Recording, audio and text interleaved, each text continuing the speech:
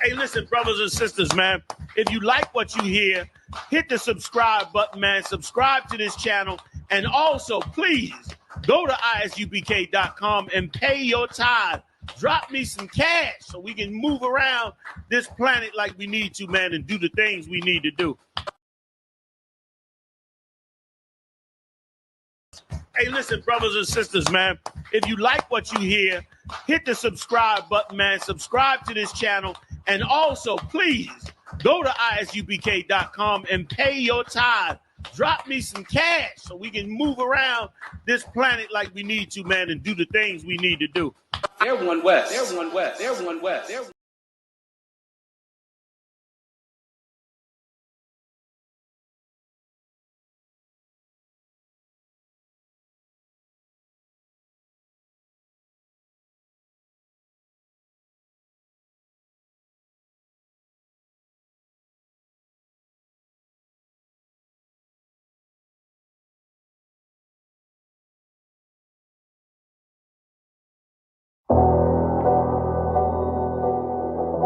I got you.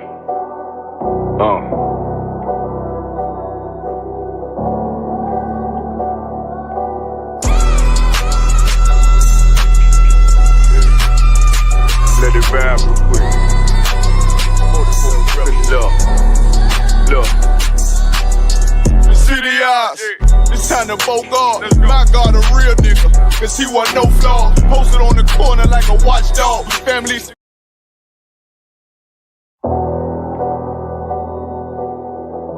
I got you.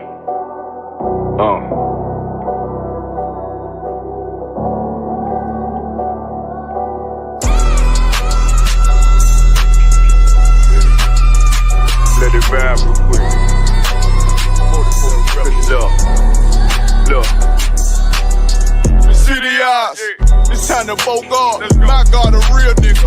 Cause he wasn't no flaw. Posted on the corner like a watchdog. Family secure, got that shot in the closet by the mob ball. Fuck what they heard, tell them it's all true. Be cautious, that foundation voltage and fall through. They gon' fall. Look, I keep this shit 50 times 2. Ain't no more heart in this game, I'm John Q.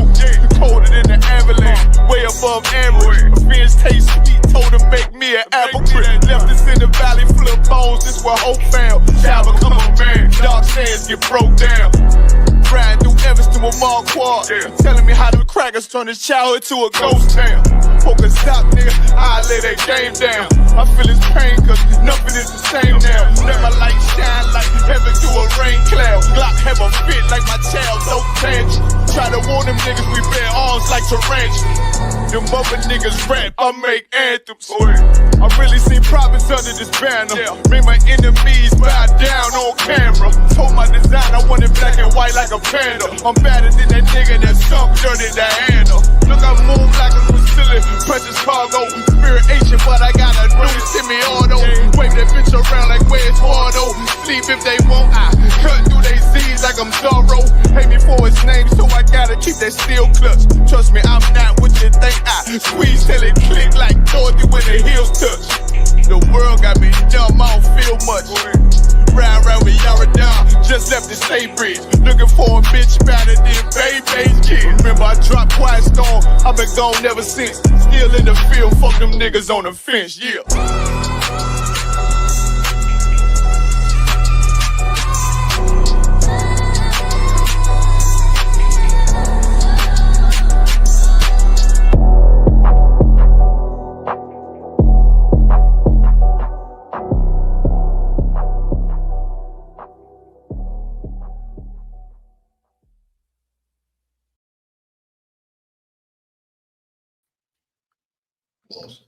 All right, let's go. Yahanna, to all the brothers and sisters. I.S.U.P.K. DC, Scripture Breakdown Wednesday class and law. We're going to be rocking it out tonight. You all know I.S.U.P.K. on the command journey. Yahanna, hardest working man in Israel. He's going to be heading down to Nashville, Tennessee this weekend. You'll get Tennessee at hand, man. They're all going to be there soon. These phones, boy.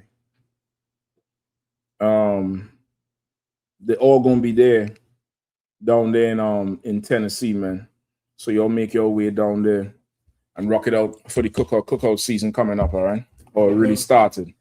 So y'all know it's 250 anniversary. Supposedly something special, I don't know. But we're gonna check it out tonight and see what it is. If anybody have any questions, if you're all on phones, put your phones on vibrate, all right? Just remember to put it back up after class. And then we go rock and roll. All right, any questions in the room or on the chat? All right. Any questions in the room or on the chat? So you have America 250 coming up.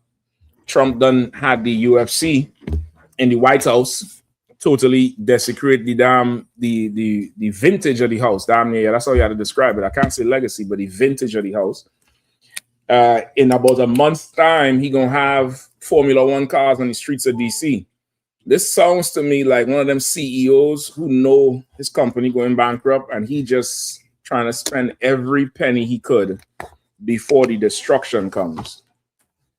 Because it doesn't make sense. I've never seen no U.S. president do nothing like what he's doing, and it's not in a good way. Like, he's not setting precedents in a good way. All right. So let's go. Any questions in class? Any questions on the chat? Go ahead, please. Do your thing. Do your thing. All right. Other than that, anybody have any questions? Anything that need broken down? Any questions they had to ask? We could get into that for sure. You good, young brother? You sure? You know the whole Bible? Listen, y'all can call me during the week. I have to be fumbling with one hand on the phone now.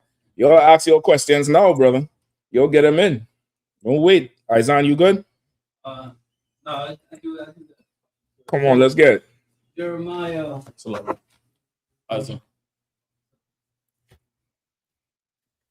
I wrote it down, so I'm trying to find it real quick. No worries. Ain't no worries. If anybody online have questions, let me know. All right. So in Jeremiah 1:11, where it says, I see a rod of an almond tree. I just wanted to, get a little bit more clarity on that part. Good. You're making me regret asking if you have a question, man. That doesn't sound familiar. I'm gonna tell you straight up. All right, hold on. You gotta read where it is, sir. Count out on one count. If you don't mind. So book of Jeremiah, chapter 1, verse 11. Mm-hmm. Moreover, the word of the Lord came unto me, saying, Jeremiah, what seest thou? Mm-hmm. And I said, I see a rod of an almond tree. Mm-hmm. Hold on, let me find it for you. All right.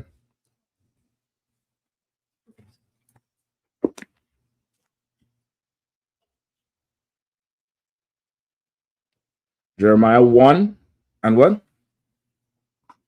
And 11? Yes. Okay, I might need to skip up a little bit, all right? Skip up to... Hold up.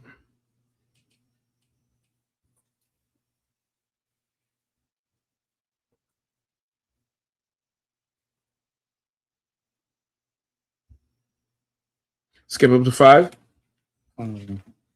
Do you understand everything before that? Well,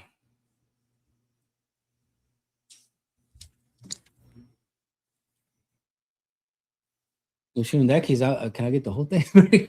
Okay, we could start from 5. Okay, count out one count.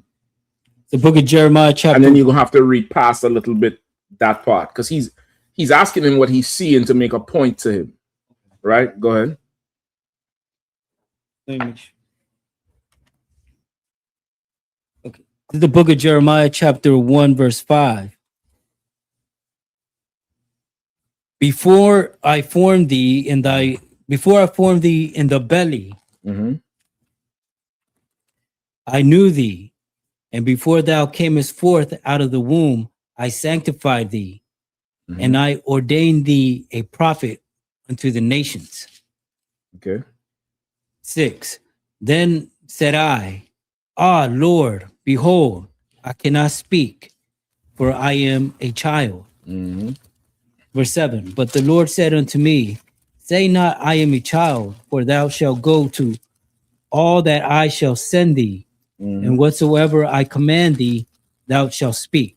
Right, which is what a lot of the times, brothers who come to serve the Lord end up saying at first, because you don't have the confidence that you could do the job.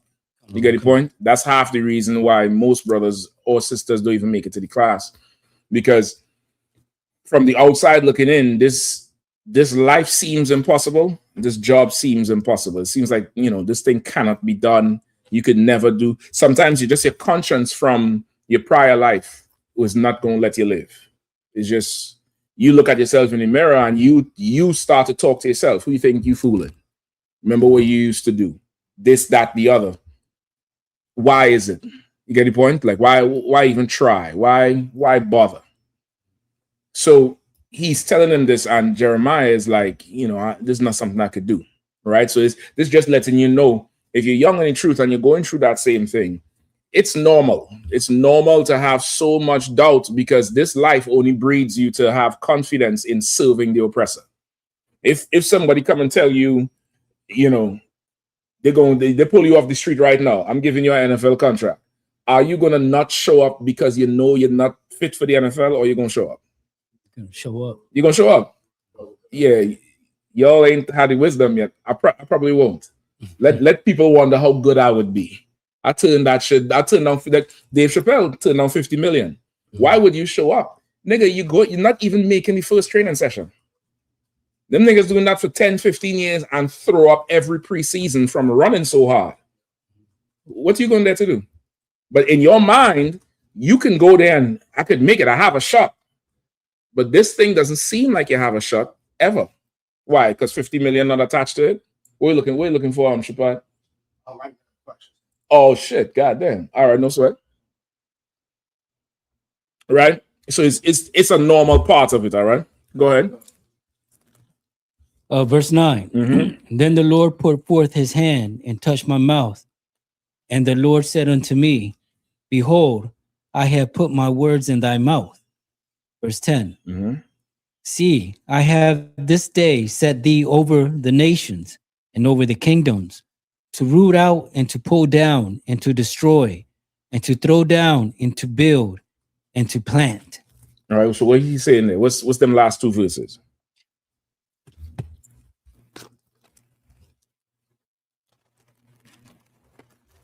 Go ahead.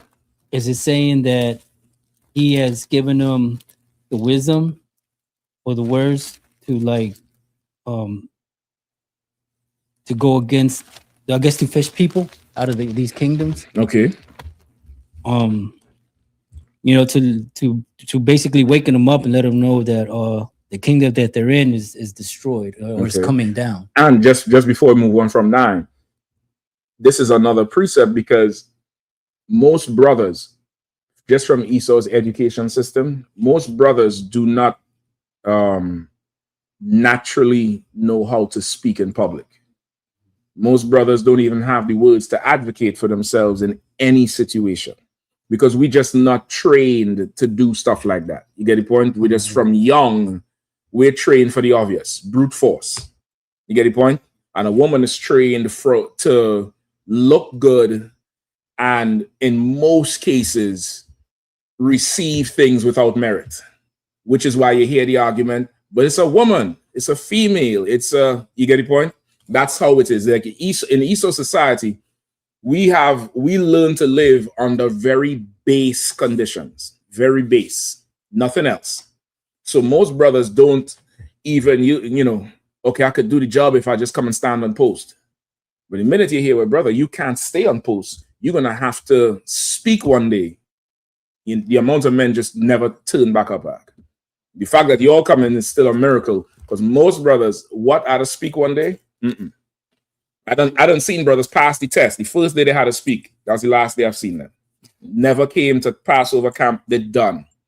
You get the point? And it's you can't blame them brothers. It's Esau done bred you to not want to be up there.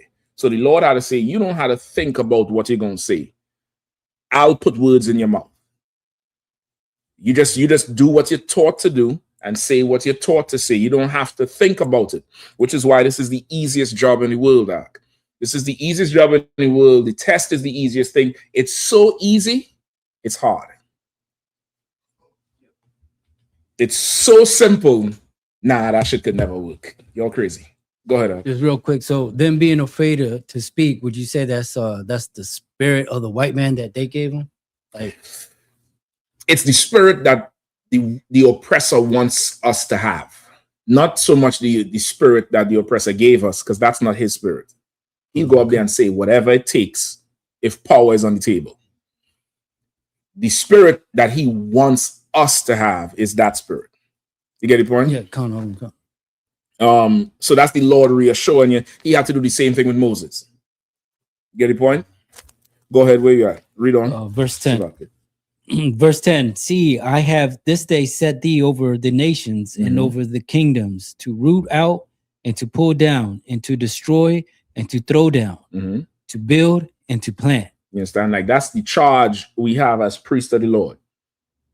You have to go out there and lift up and destroy. You have to cut and mend, all in the same thing, by doing what? Like some figures will read this and say, the Lord said go throw down. The Lord said pull down nations and destroy, and take up guns and go join the not fucking around crew and go try to take over the capital. Because you see, that's what it says there. Right? What you got, Chappelle? I'm gonna let him answer if he was gonna answer the question. I know. I mean, goddamn, Chappelle, you already know it. What you want to argue? Shit. Go ahead. I was just gonna say, to point out their hypocrisies. Okay, so how would you do that? Like, it says to tear down and destroy, to throw down, to build, and to plant. What's the means of how you get to achieve that?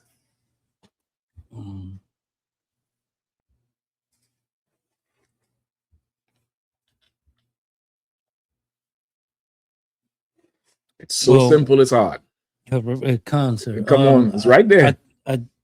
I would say just putting your faith in the Lord and giving him That's true, but that's not the answer. That's not the answer. It's true, but it's not the answer. You want to let the young brother try?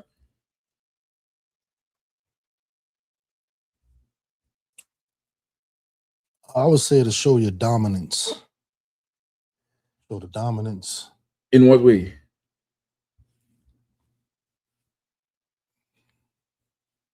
So remember, it's so simple, it's hard. It's so simple. Give me the one in 1 Corinthians 1:10 or 1:20.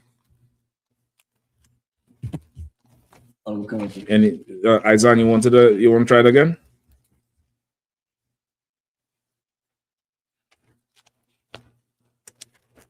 Is it 10 and 20? Oh.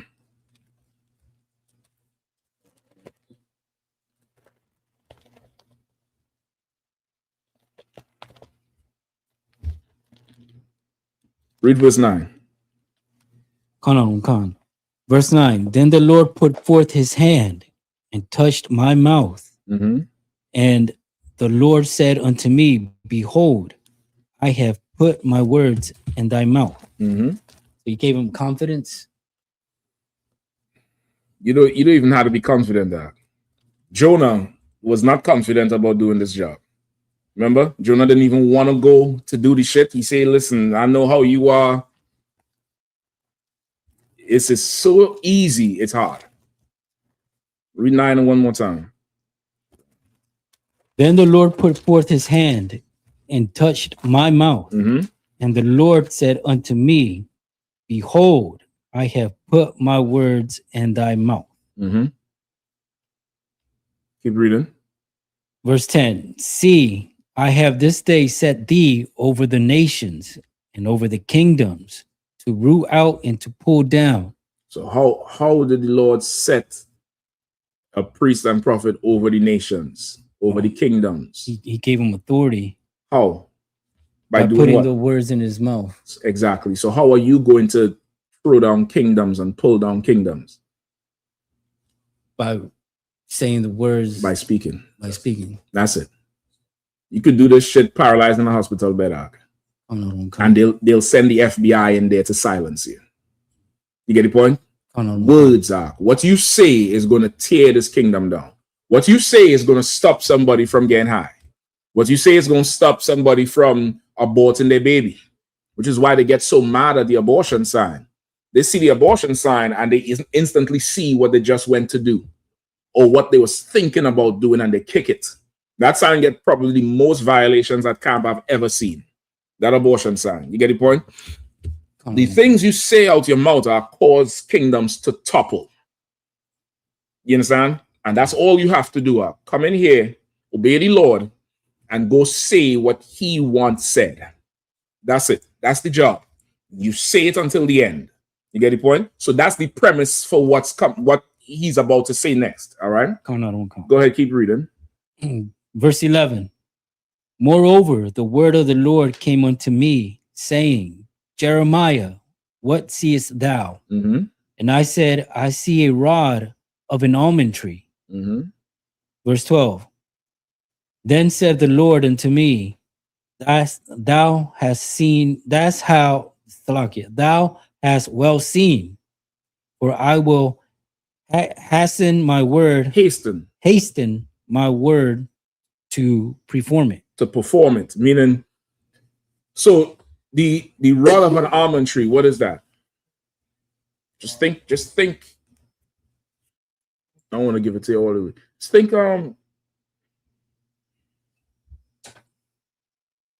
okay, just think like just what, okay, this is the Lord talking to Jeremiah, and he asked him what he see. He see the rod of an almond tree. Just take all the Christianity off it. Don't think magic. Just think what you see. A branch. I'll take that. Anybody else? I'll take a branch. Anybody else?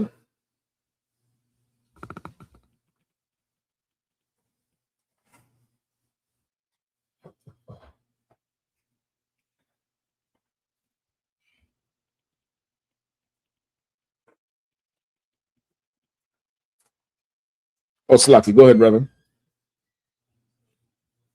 I say life. Say again. As the almond tree is the life. Okay, don't that in itself too is also thinking like, hey, what's going on? That's Big Levi in the house. Big Levi in the house, giving my hand. Listen, I wasn't sure who the hell was walking in there, and I was like, who's this new brother? You know what I mean? So, okay, don't think like that. Just think simple. The rod of an almond tree. He was closer when he said the branch. So what would it be? No, not that one. One of these, right? No, the metal ones. The brother kind of pushed those a little too far out. You could sit on that side too.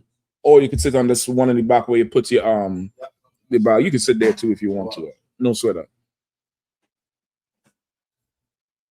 All right, just for time's sake. Staff. A staff, and this staff came from an almond tree.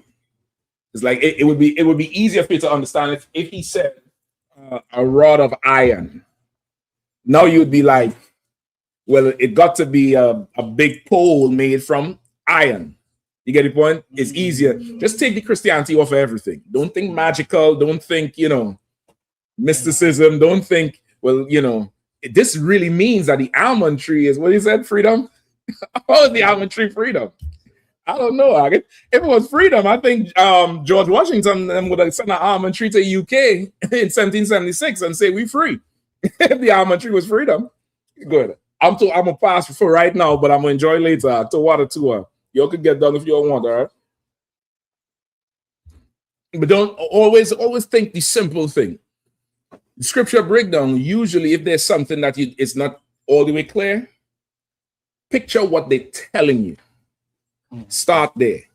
And from there, you relate it in context to what's going on. You get the point? That's what it is. All right. Keep going. Read 11 one more time. Book of Jeremiah, chapter 1, verse 11. Hold up. I think Bakwash. No, go ahead. Moreover, the word of the Lord came unto me, saying, Jeremiah, what seest thou? And I said, I see a rod of an almond tree. Mm-hmm. Verse 12. Then said the Lord unto me, thou hast well seen. Mm-hmm. I will hasten my word to perform it. Mm-hmm. So he's going to keep his word. He's going to hasten it, meaning he's going to press the issue now to do what he said he was going to do, which is destroy these nations. You get the point, and raise us up. Go ahead. Verse 13. And the word of the Lord came unto me the second time, saying, what seest thou? Mm-hmm. And I said, I see a seething pot, Mm-hmm. and the face thereof is toward the north. All right. So this, you see a seething pot. Seething pot meaning what?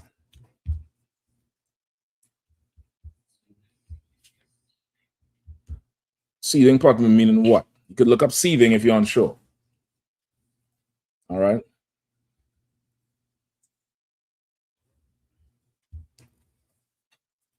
Give you a hint if you want. Outside these doors is a seething atmosphere versus in here it's cooler. A seething pot. Go ahead. So a hot pot, a boiling That's what it pot. says? Well, it says extremely angry, furious, agitated, often with intense emotion. Seething. So that's seething in terms of applying to your feelings or how you feel about something. Mm-hmm. Go ahead. Or boiling just beneath the surface. Right, boiling just beneath the surface, meaning it's very hot. It's about to start to bubble. You know, when a pot bubbles, it's violent. The bubbles is, you put your hand over it, it'll splash up. You get the point? So just before there, like a seething pot. This pot is hot. Something's hot and it's brewing in that pot. And the face of this pot is towards the north. Right, go ahead. Verse 14. Mm-hmm. Then the Lord said unto me, out of the north an evil shall break forth up on all the inhabitants of the land. Mm-hmm. 15. For lo, I will come out, for lo, I will call all the families of the kingdoms of the north, saith the Lord, Mm-hmm. and they shall come, and they shall set every one his throne at the entering of the gates of Jerusalem, Mm-hmm. and against all the walls thereof around about, and against all the cities of Judah. Mm-hmm. Verse 16. And I will utter my judgments against them, touching all their wickedness, who have forsaken me, and have burned incense unto other gods, and worship the works of their own hands. Mm-hmm. So now you getting an idea what is this talking about? Let me hear it. Break it down. So I guess this is a precept of World War III almost. Okay, you probably could use it precept on precept, line upon line, but this is specific in what it's talking about. This is a little bit more specific in what it's talking about. So this would be reuniting the kingdoms.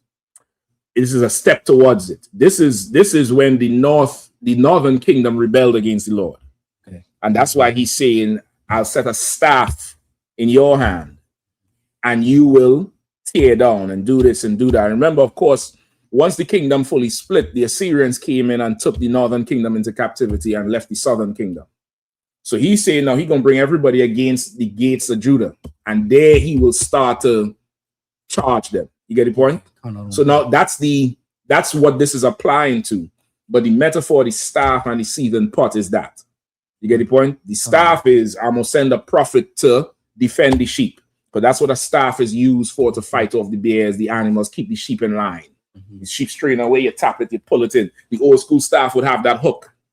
You know what I'm talking about? Yeah. To pull that damn sheep back in line. You get the point? And the seething pot is like, I'm boiling, I'm hot now. I'm hot because of what's going on in the north. That had to stop. Go ahead, Shaprat. If I could, quick comment in the chat. Dawada Ephraim Yasha'Allah said, in both botanical classification and physical density, almond wood is exceptionally hard, heavy, and dense. God damn, read that one more time. Come, sir.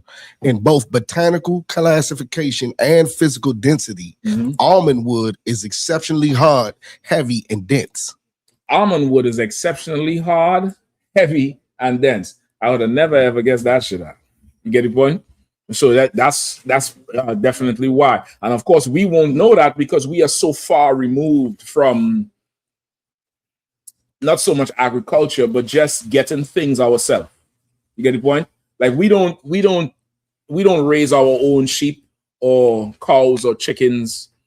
We don't plant our own food and reap our own food, at least not nationwide. You get the point? So certain traits we just don't know, and we're not going to be able to correlate the two. A good example was last week on the radio show, Captain Kahan. We was going through, I forget what was the point, but the wheat and the tares came up, right? And he said, if you've seen wheat and tares, you damn near can't tell the difference. Pull up a picture of, just pull up wheat and tares. Pull up wheat compared to tares, or what does wheat and tares look like? And it's like you can't tell the difference between the wheat and the tares. And it was such a heavy point. And it's like, we really don't, we're so far removed from a lot of things that when you hear biblical references, we can't make the full correlation. You get the point? A rod of almond is a staff made from an almond tree. But brother, go into the whole, but the botanics of it, that almond is very hard, is a tough tree. And that's what you're going to need, because why? You're going to have to hit a bear with this. You're going to have to fight a lion with this shit. You might have to fight robbers, which means it's another staff you're fighting against or something else. And you had to keep the sheep in line too. You get the point? This got to withstand a whole lot of. You get the point? You're able to pull it up? No, look at that there. Which one is which? You can't tell. Which is why the scripture is saying, let the wheat grow with the tares. Because if you go to pull out wheat, which one you pulling up? That's why he say careful, because if you uproot the tares, you might pull up wheat too. Just let the wheat grow with the tares. Now, understanding that, how much more sense that scripture make? It just, that whole, you ain't need to get no whole breakdown on this shit. You see wheat and tares, yeah, just leave that, man. Just leave it, let it grow together, because you try to pull that shit up, you're going to have a whole big patch in the lawn. Think like that. Like, you pulling up something on the grass, you have a whole big hole. Like, just let them grow together. Let them grow together. Later on, Christ he going to know which one is which. Let them grow together. You get the point? So it's damn near like part of the understanding of this is we really have to separate and go back to how things used to be and get our own ourselves, because we're going to get a ton more understanding. We'll be able, it's a whole another level of the understanding. All right. So that's what this is talking about, Isaiah. You get the point? I was thrown off by the whole rod part. I was picturing a branch sticking out of a tree, That's true, but what use is a branch sticking out of a tree? You get the point? Like that's, just think practical. He's talking to a prophet. Prophet have a staff. Moses had a staff. You get the point? That's why we have these staffs here. These staffs, what's the other one? Where? Look back where? Yeah, this is we supposed to have two. Where's the other one? It ain't, nah. That shit was here. That shit came back from Passover and went to join the other almond tree. That shit got to came back. Yeah, that shit was here. Maybe on the back in the 7th. Nah, man. No wonder I will be off balance with this shit. Shit is spiritual. Y'all find that staff and get that staff back up in here, please. There's supposed to be one on that corner right there leaning up the same way. Y'all I can't fight properly without these two staffs, brother. And the two staffs is what? Judah and Ephraim. Which one y'all left? Huh? Who gonna confess? Let me see where your brotherhood is. Come on, yo, make sure let's get one back up in here, all right, please. Bakwash, Captain Awarium, I hope you'll hear him. All right, we good to go? What do we have next? Mm-hmm.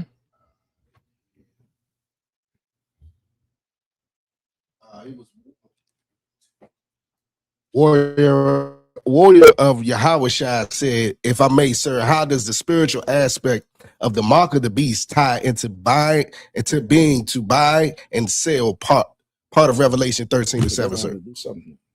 Read that one more time. Come, If I may, sir, how does the spiritual aspect of the mark of the beast tie into being to buy and sell part of Revelation 13 and 7? Sir? No sweat. Let's get Revelation 13 and 7 quick. I'm gonna do this real quick, all right? Come, just so we don't run out of time. Revelation 13 and 7. It's the book of Revelations, chapter 13, verse 7. And it was given unto him to make war with the saints and to overcome them. And power was given him over all kindreds. The saints here is who? Quickly. Yes, it's all. Mike. Sir. According to Psalm 50 and 5, the Israelites that the Most High made a covenant with. Psalm 50 and 5 is a precept. You brothers who don't have the precept, you might want to write it down or highlight it in your book. That's the proof that the saints are Israelites, right? Growing up, if you Catholic especially, most of us start off with Catholic or cross Catholicism somewhere in your upbringing. They tell you the saints is Mother Teresa or, Saint something. You get the point? As in modern day, a saint is somebody who the church deems a saint, or like how Britain would knight somebody, or they call them sir something. Like the church has to make you a saint, and that's not true. According to the Bible, a saint is anybody from the 12 tribes of Israel. Right? That's your precept. Sounds what? 50 and 5, right? So read it again, Isaiah. Verse 7, and it was given unto him to make war with the saints. All right, so he's making war with us. That's the beast. The beast is making war with us. He's been making war with us since when? How long? 1600s? He's gonna say something? Come on, pass me my friend. Since the womb, sir. Since the womb, since Jacob and Esau. The mother asked for the Lord. The Lord said, 2 nations are in thy womb. 2 different manner of people have been fighting. You get the point? So he's making war with the saints. We've been at war since the womb, and now we are nations. He's making war with our nation. Right? Go ahead. And of course, that's what slavery, lynchings, oppressions, immigration, ICE, the reservation, genocide, the Trail of Tears. Just run it down. Right? Go ahead. And to overcome them. And power was given him. And to overcome us. Why is that heavy? Overcome us. I know you asked about the what did you ask about? The buying and selling, right? We're gonna break it down all the way. Why you say to overcome them? To take over, to take over, to like. Why is that significant? You're right when you say take over, but why is it significant? So we won't rise. No, something else. To overcome. Yeah, is it saying in the aspect of us being dependent on our oppressors, not even controlling our water, like you were saying? Think overcome. What was the prophecy of God in Genesis 49? You can use your mic right there. It's the one right behind you. It's referring to when Gad says that shall be overcome by a troop. A troop shall overcome them. Shall overcome them. So what does that mean? But they shall overcome in the end. That's the end of that prophecy. If you're overcoming something, the thing you're overcoming is above you. You can't overcome something that's less than you. You get the point? Okay. Like you overcome adversity. Right. You get the point? Right. Adversity is kicking your ass. You ain't kicking adversity ass. You get the point? You had a problem and you overcame this problem. He said, what it said? Read it again. And it was given unto him to make war with the saints and to overcome them. He was given power to rule over us because we were really over him. And the elder shall serve the younger. One people is better than the other people. You get the point? He was given power over us. In Baruch, I think 6 or 7 chapter in the Apocrypha, you all could check it out. He said, I did not give you to the nations for your destruction. So the white man didn't win. Like they like to talk about a 250 anniversary. Suck it up. We had a war. We won. We took your land. Do you think? We had a war, we won, we took your land. The Lord gave you power over us because we sinned against our father. It's no different than a parent kicking a child out of the house because they don't want to listen. Right? My child out there getting high or swinging from a stripper pole or locked up, not because you the best police on the earth. They locked up because I gave you power over them by kicking them out. You get the point? Oh, no, you understand? It's that. That's what he's saying here. He was given power to make war with the saints and to overcome them. They ain't overcome us because they're stronger or they're better or anything like that. The Lord put us in subjection under them so that we'll turn. And there's so, brother, the events that are going on so much right now, brother, the Lord is showing the whole earth, not just us, that the end is near and he is an absolute real power. I'm just telling you straight up and down. All right, go ahead. And power was given, and power was given him over all kindreds and tongues and nations. And then he was given power over the whole earth. How could he be given power over the whole earth? The white man ain't win a war since I don't know when. Since what? Maybe Rome versus Spartacus. I think that's the last war he flat out won. But he ain't win a war since never. And you want to talk about 250 and you fought to defend the earth without the Native Indian Code talk, because you wouldn't have won what? World War II? That's what it was? You wouldn't have won that without the brothers making I don't want to call them gangs, but the brothers in Vietnam would lock up together and make these groups, and they would communicate with each other when they're coming down from certain areas and passing information amongst the black troops because of the segregation in the military. And that's the only reason you survived Vietnam. You got your ass handed to you in Vietnam. But if it wasn't for the brothers, it would have been a total annihilation of Vietnam. It would have been a total annihilation. Like, you ain't won a war ever. The Lord done gave the earth to you. Precept. The earth is given into the hands of the wicked. You didn't win nothing, white man. You're like a spoiled child that cries until you get a passy. You don't even get the bottle. Old school will give you a bottle of milk. You grew up in a Benjamin house, that milk got brandy in it because you need to be sleeping 30 minutes. But you get a pacifier. Their brothers in the UK call it a dummy because it's a dummy of a bottle or a nipple. And you cry until you get a nipple, and then you go to sleep and you think, I won this nipple, I won this bottle, when somebody had to give you these things. You couldn't rule the earth if the earth wanted to be ruled by you. You couldn't do it. You couldn't do it. How do I know? You trying to, blackmail the Arabs right now for the oil and rule the Middle East with Iran and Israel and Iraq and Palestine and your own home, and you can't do none of it. You're horrible at ruling. You make desperate, horrible decisions. You're not a ruler. You're not a man of war.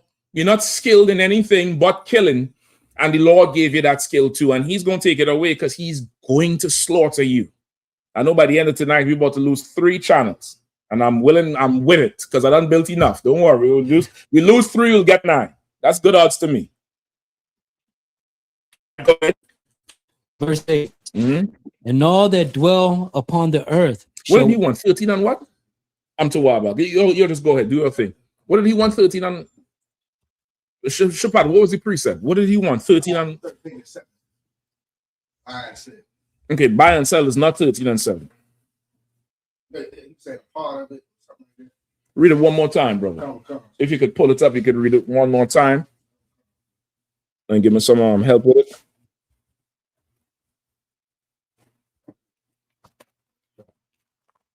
If I may, sir, how does the spiritual aspect of the mark of the beast tie into being to buy and sell? Part of Revelation 13:7, sir. I think he means 17. You might want to look at the question because it's possible you could have typed the wrong thing.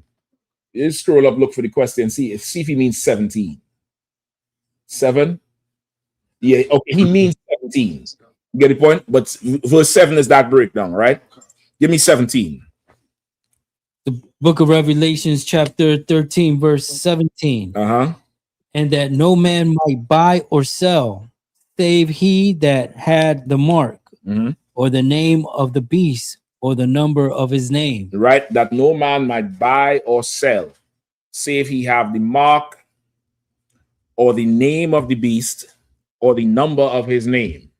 So now they like to say what? The mark of the beast is what? The microchip. So I guess his name would mean what? Trump? What his name would be? Microsoft if it's the microchip? I don't know. I don't understand what they're talking about. The mark of the beast is the philosophy etched in your forehead, meaning in your mind, not literally on your forehead. It's his philosophy in your mind, which is Christianity, his democracy, his way of life. In your right hand means because you believe what you believe, you go join the oppressor's military to go fight for him. Even if you just join the military for a Camaro, or you joined it because they pay for your tuition. Once you take up arms to go fight for the United States of America, you have agreed to push their agenda wherever. You get the point? Regardless of your belief, you have agreed to go fight, shed blood, to impose his philosophy on other people. That's the mark of the beast in your forehead, and that's the mark of the beast in your right hand. So read down verse 17 again. And that no man might buy or sell, save he that had the mark or the name of the beast, or the number of his name. Right? Or the name of the beast. The name of the beast is what?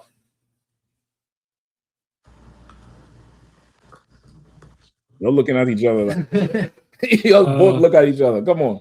The name of the beast is what? Check the screen too, or if anybody's answering it. I don't know what you'll have up if you're seeing it. Christianity, sir.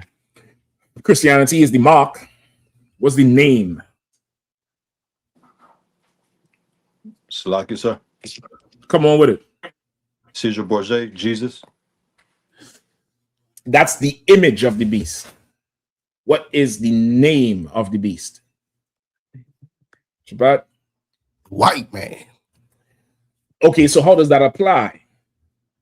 I'm gonna give you that. Let's go with that answer. That's not good enough, but I'm gonna give you that one. The name is the white man. So does Creflo Dollar not have the mark of the beast because his name is Creflo and not the white man? Or does that mean only the white man can have the mark of the beast? Because that's his name. So come on, I bring it home now. You can't just come put meat on the table. I gotta see man cook that bitch up. Having the ideology of the white man. Now you get in there. I need a little more. Yeah, a little more. You moved off now. You're getting there. Go ahead, bro. Salaki, sir. Is the question still what is the name? Is that yes. the question? The serpent. No. Damn. No. You just went all the way back. He's close. The white man having his ideology. That gives you the mark.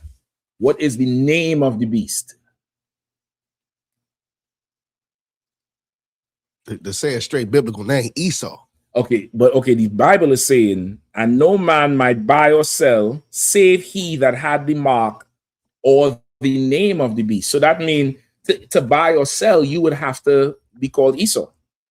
You're not called Esau, which means only Esau could have the mark of the beast based on what you're saying, which is not true. Esau is the beast. How do you have his mark? Come on, sis. Tell them the truth and make them a lie. Go ahead. Is it like, I know they don't have a culture, but somewhat like the way they operate? The way they operate, the ideology. Now, y'all have to give me the word, though. If that's his name, then you have what? White supremacy. If you are a black white supremacist, you have his. Okay, that's about close as we're gonna get. You have his reputation. Like you're giving me a bad name. Man, you throwing dirt on my name. You have to have his reputation. The oppressor, for one of us to end up in his military or his cabinet or his whatever, We have to take on everything, his spirit, his ideology, his personality, his character, everything. And when they see one of us, they see a white man. We don't took his reputation on. We don't took his name. Go ahead. It's like in Genesis, in the image of him, in his image. In his image. Instead of being in the Lord's image, we in his image. You get the point? Or anybody who wants to be able to buy or sell. To be able to buy or sell, you got to take on his image. You got to push his agenda. You got to, what else they have? His mark, his philosophy, or the number of his name. What's the number of his name?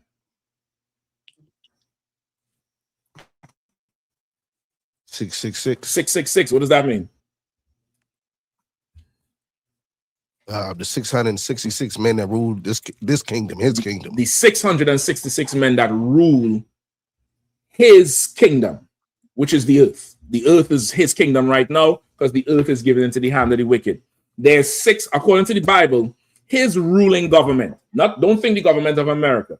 Think the government of Satan on the earth is made up of 666 men.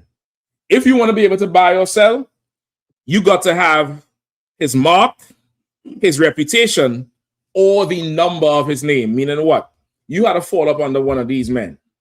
You get the point? You have to submit to their governance. Now, what does that look like?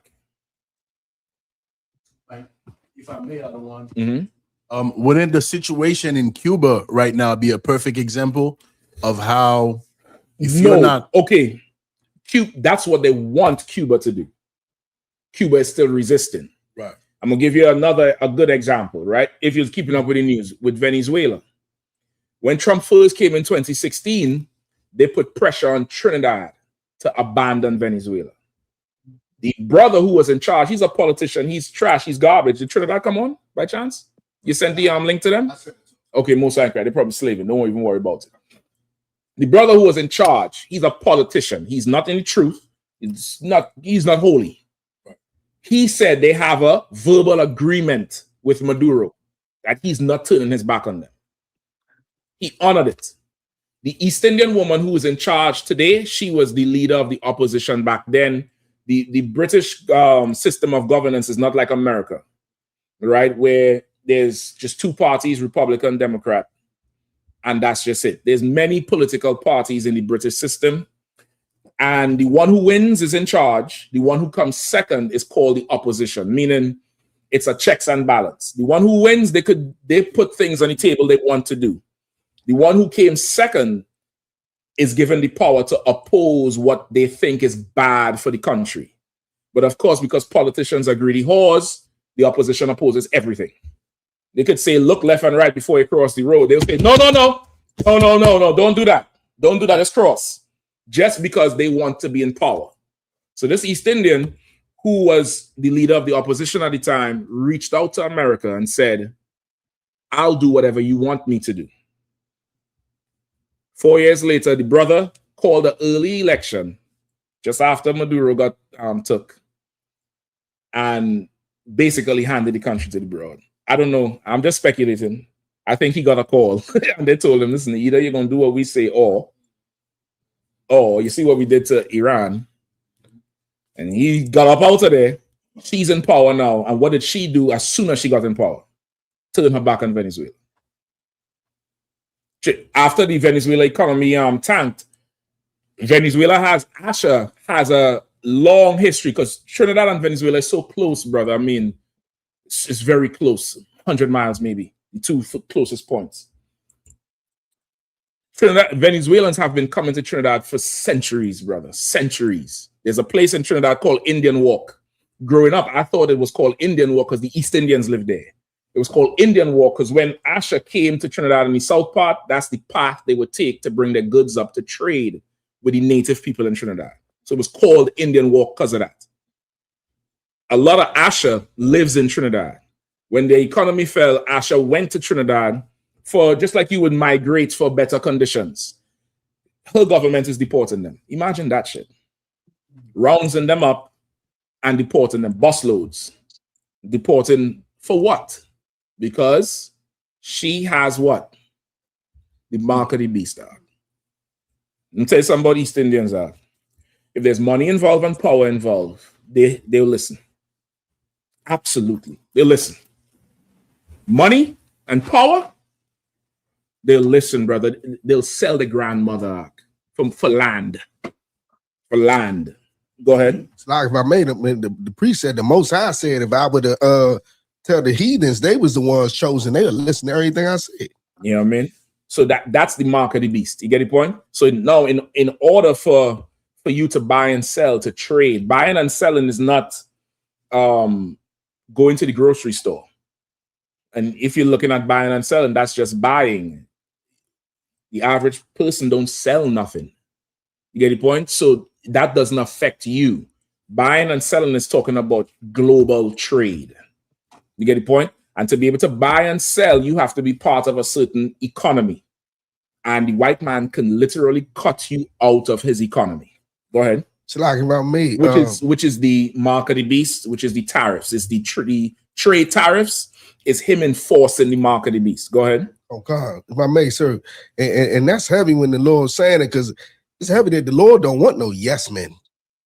He break it down. What you mean? When he said, if I were to go ahead and tell the heathens they was the ones chosen, they would do whatever I say. Okay, no, because the Lord wants a yes man. He wants you to roll with him because he's the Lord.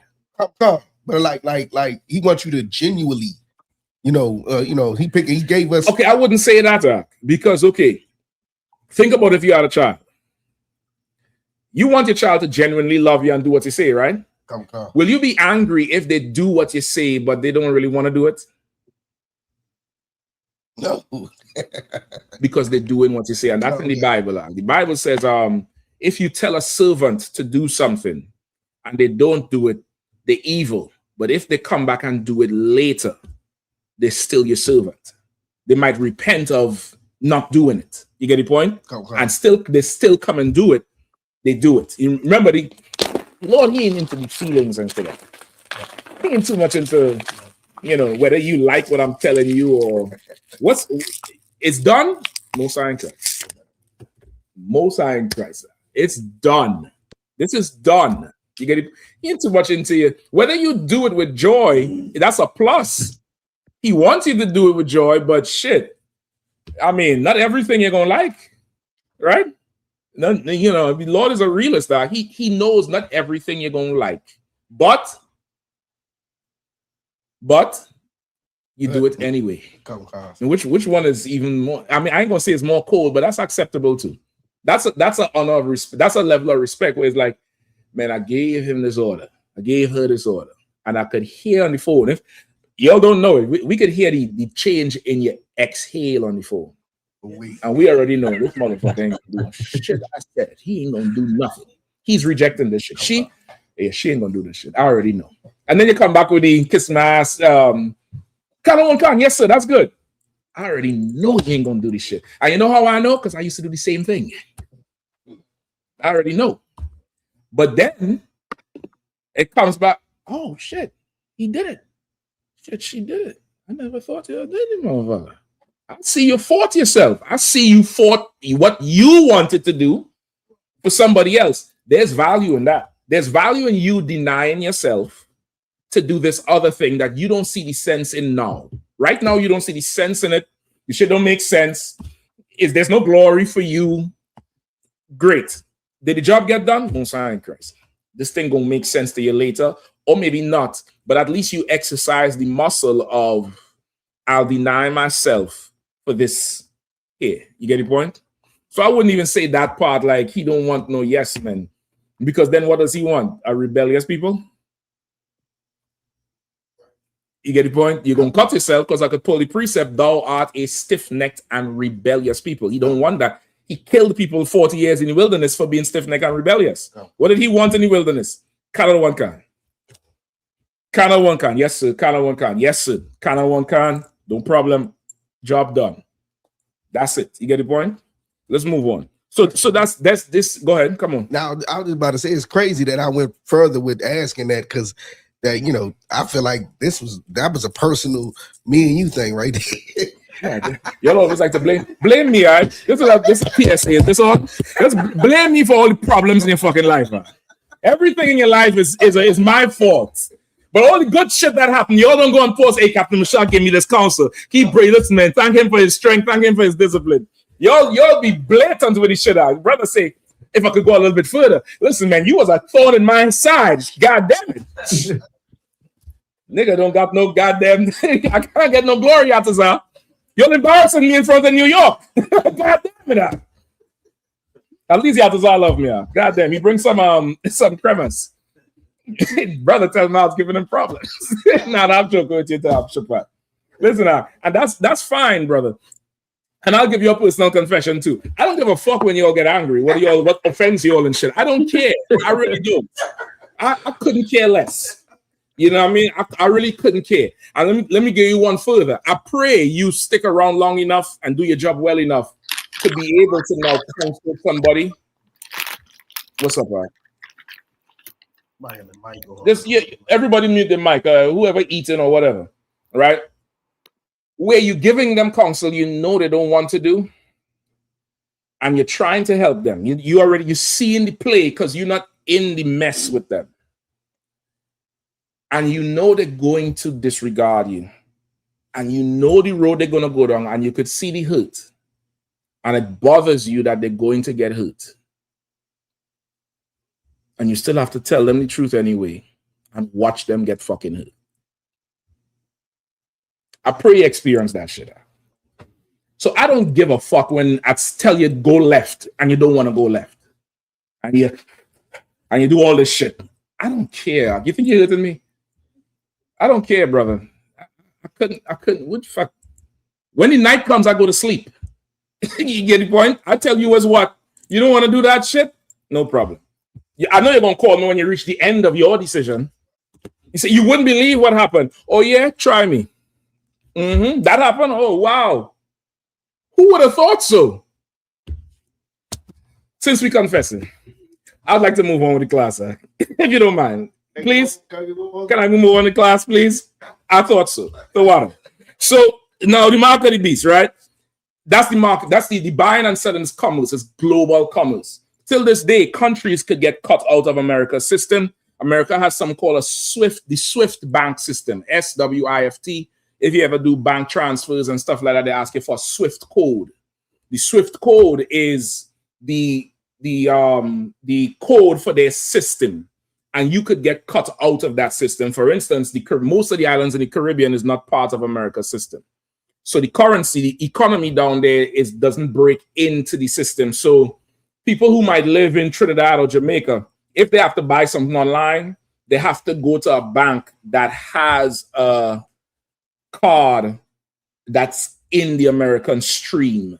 Like they can't go to a local bank and order on Amazon from that. Amazon is going to look at this money like, what kind of monopoly money is this shit? But that's what it is, because you're cut out of the economy. You can't buy or sell. You can't order goods. You can't sell goods. Why? Because your money ain't shit. You're going to have to go somewhere where this bank has access to US dollars.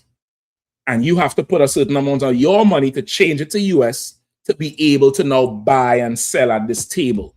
But without that, you cannot buy or sell. Now imagine you don't want to take America's philosophy. You don't want to take their way of life. You don't want to go fight for America and enforce their will anywhere. Could you have access to their currency? Would you be allowed a seat at the table to bet and gamble? Think of it like that. Imagine you go to the casino. People sit at the gambling table, whether it's the baccarat or the craps or the blackjack. You have to sit. You have to wait till somebody get up. Now imagine you go there and you put chips on the table and the dealer say, "The fuck is this?" Nah, we don't accept that here. You can't buy or sell. You cut out. You got a whole 2 trunk loads of this. But here, that shit is worthless.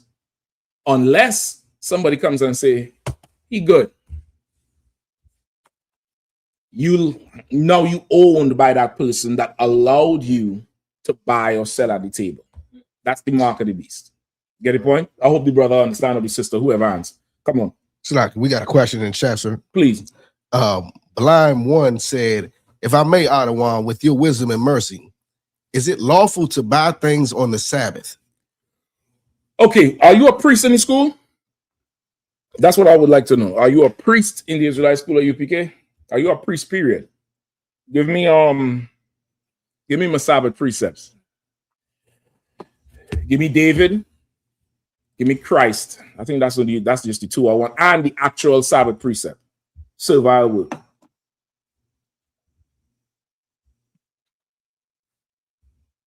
Quickly, all right? And then we move. Also, Bakwash, if you're listening, Shapat, you know how to pull up videos? Bakwash, I have a video to send you. Bakwash, if you're on, send Shapat that video with the timestamps of what I want, all right? What are we looking for?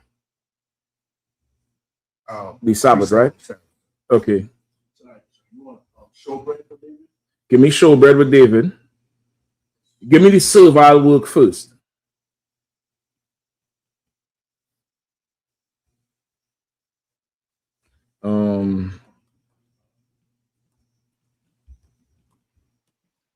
I have it, sir. Go ahead, please. The book of Leviticus, chapter 23, verse 25. Ye shall do no servile work therein, but ye shall offer an offering made by fire. Skip up to say exactly what it is. Mark, give me Mark 2 and 25 to 28. I think that's the one with the showbread, right? Christ. Yeah, but there's another one.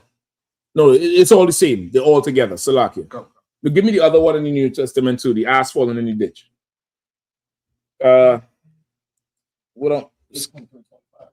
No. Mark 2 to 23 to 28. Arawadi, what you was reading? I was at Leviticus 23 and 25. You said No. Yeah, skip up. We talking about the Sabbath. So you're really starting at verse 1 or verse 2. Verse 3? Give me Leviticus 1 and 3. Okay.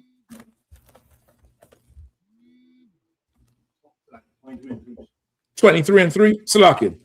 23 and 3. Salakia, brother. Leviticus. Book of Leviticus, chapter 23, verse 3. Go ahead. 6 days shall work be done. But the seventh day is the Sabbath of rest and holy convocation. Ye shall do no work therein. It is the Sabbath of the Lord in all your dwellings. Okay. So now somebody who's reading this will say, well, you can't do no work on the Sabbath. So that means what? You can't mow your lawn. You can't I need the precept to, okay, the person who asked the question, could you put the precept that says you can't buy or sell? Not buy or sell, buy. Because they said buy, right? Go ahead. He said lie. He's not a priest in the school. No sweat. That's fine. I need the precept that you think that you saying you can't buy on the Sabbath day. That's what I need. And also for your listening, anybody comes to you with a question like that, let them pull what they're talking about. Don't just take it from somebody's mind, because Christians don't know the Bible. They'll say things that are not even in there. They'll say what the scholars call dogma. Dogma is doctrine. You get the point? This is just doctrine. It's not written anywhere. This is just what you've heard since you had ears. It's just all you heard. And it's not true. Right? So just somebody find it for me. And let me know about buying. All right. Where we at 23 and 3, right? No. Say again? We have 4 now. Okay. Yeah, well, 4 goes into the goes more into the into Passover. Did they write back yet about where they say they can't buy? Okay, hold up. You know how to pull up Blue Letter Bible? All right, pull up for me Blue Letter Bible.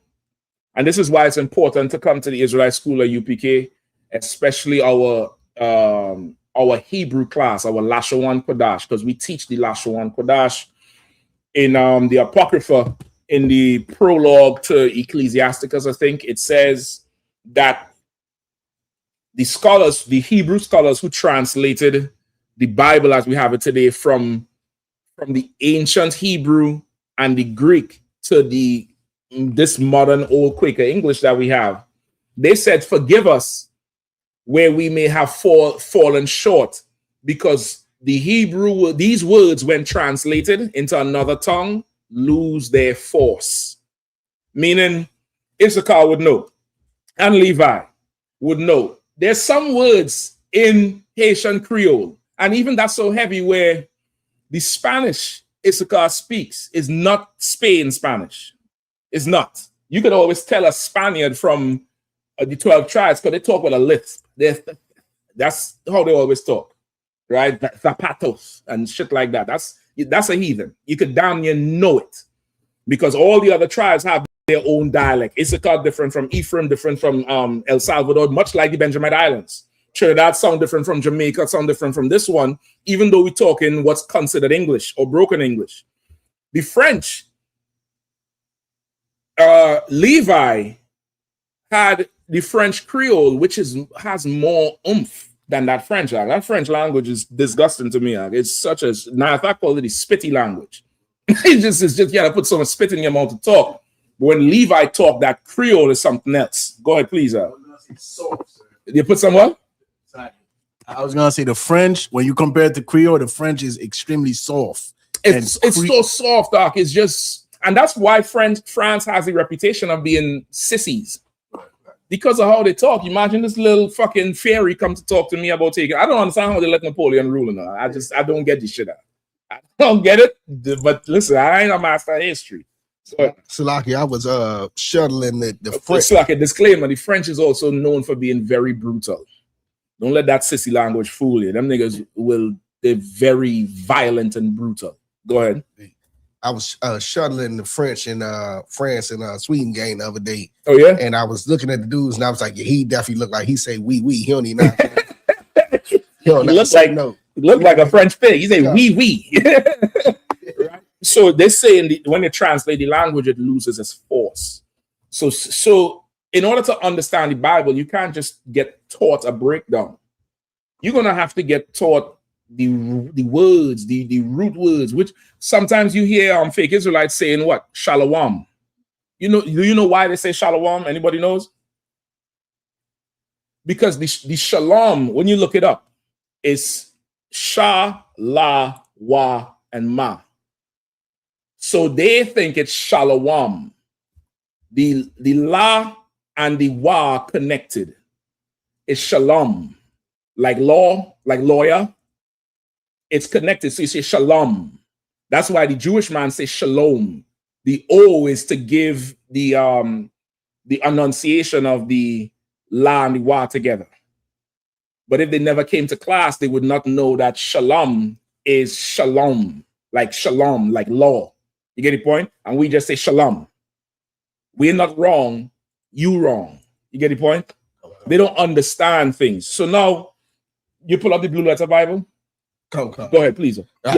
He responded, sir. Please, come on. Come. He said, Salakia Adawan, I don't have a precept. I was watching the video and wasn't sure if we could buy or not. And just wanted no worries. That's fine. And that's fair. That's fair. That's something you heard somewhere. Let's get this here first. Give me Blue Letter Bible. Give me, where we at? Leviticus 23:3.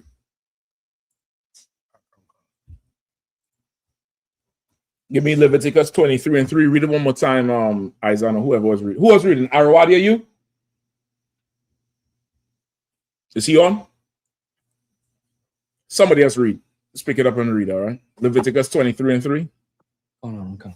Book of Leviticus, chapter 23, verse 23. Verse 3. 23:3. And chapter 23, verse 3. 6 days shall work be done, but the seventh day is the Sabbath of rest. Right. So now you got to show the screen. All right. Okay. Let's show the screen real quick.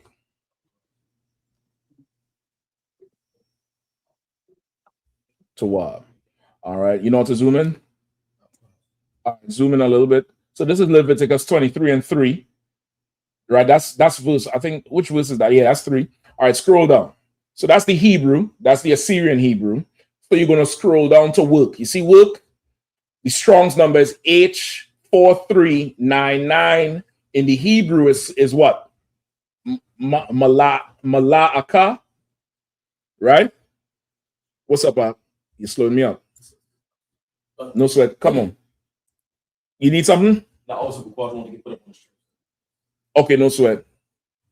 That's fine. Let me get this first, all right? Scroll on the left. Zoom in on the left. On that left panel. No sweat. Take your time. Work. Just zoom in on the left side. Scroll over. All right. Right.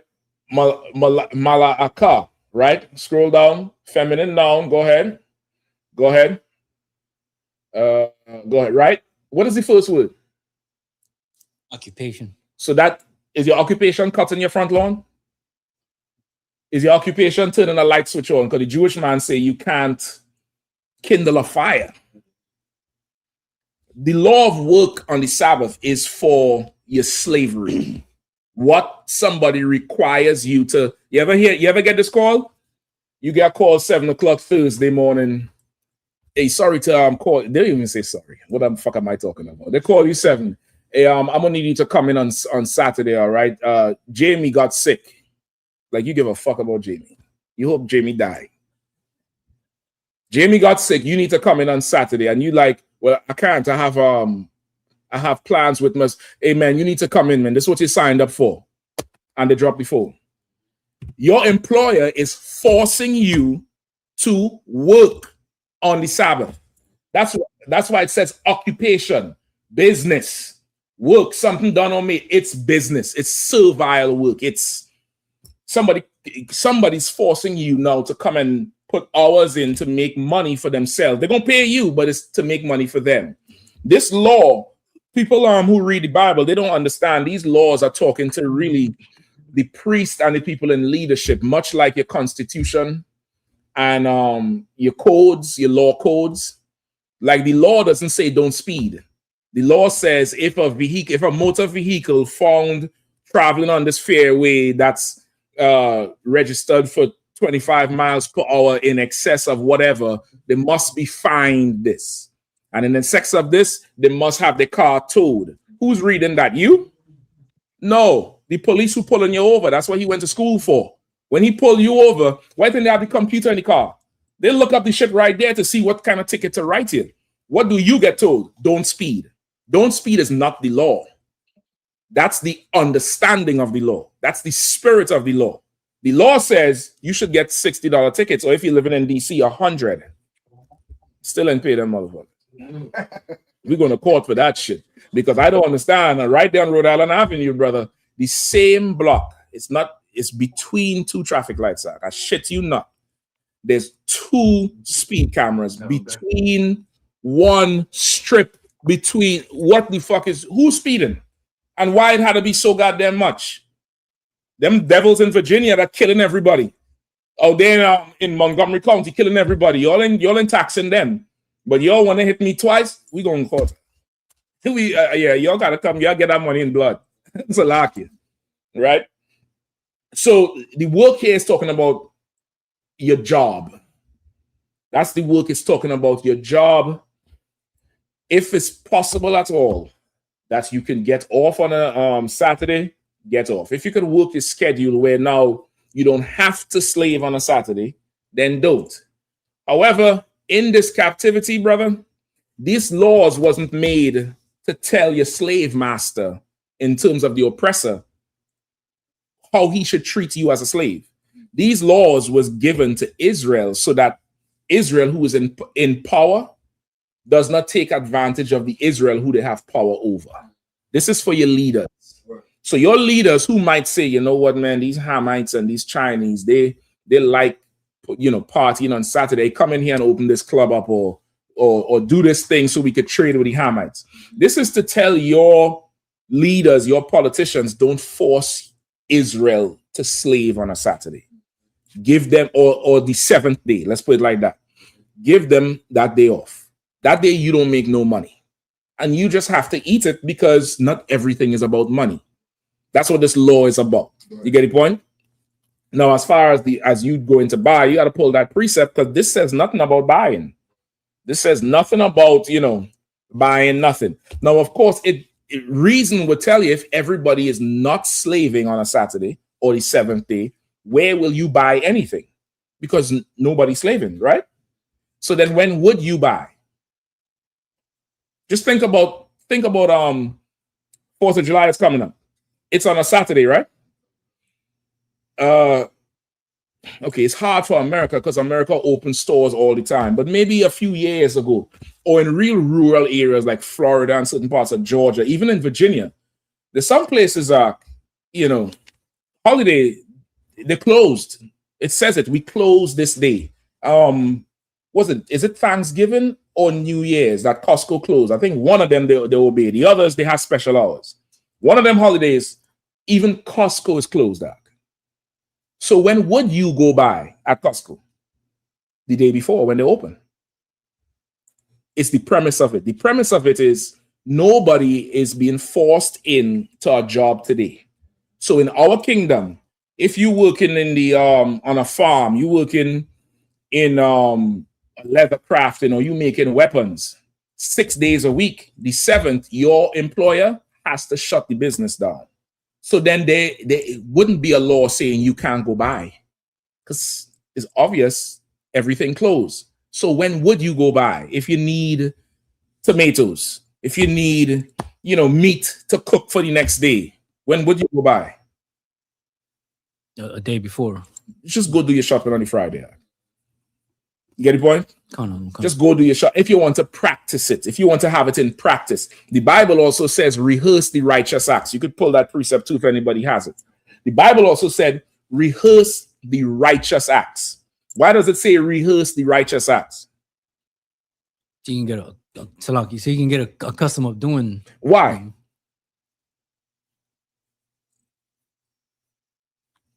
Why he wants you to get accustomed doing it?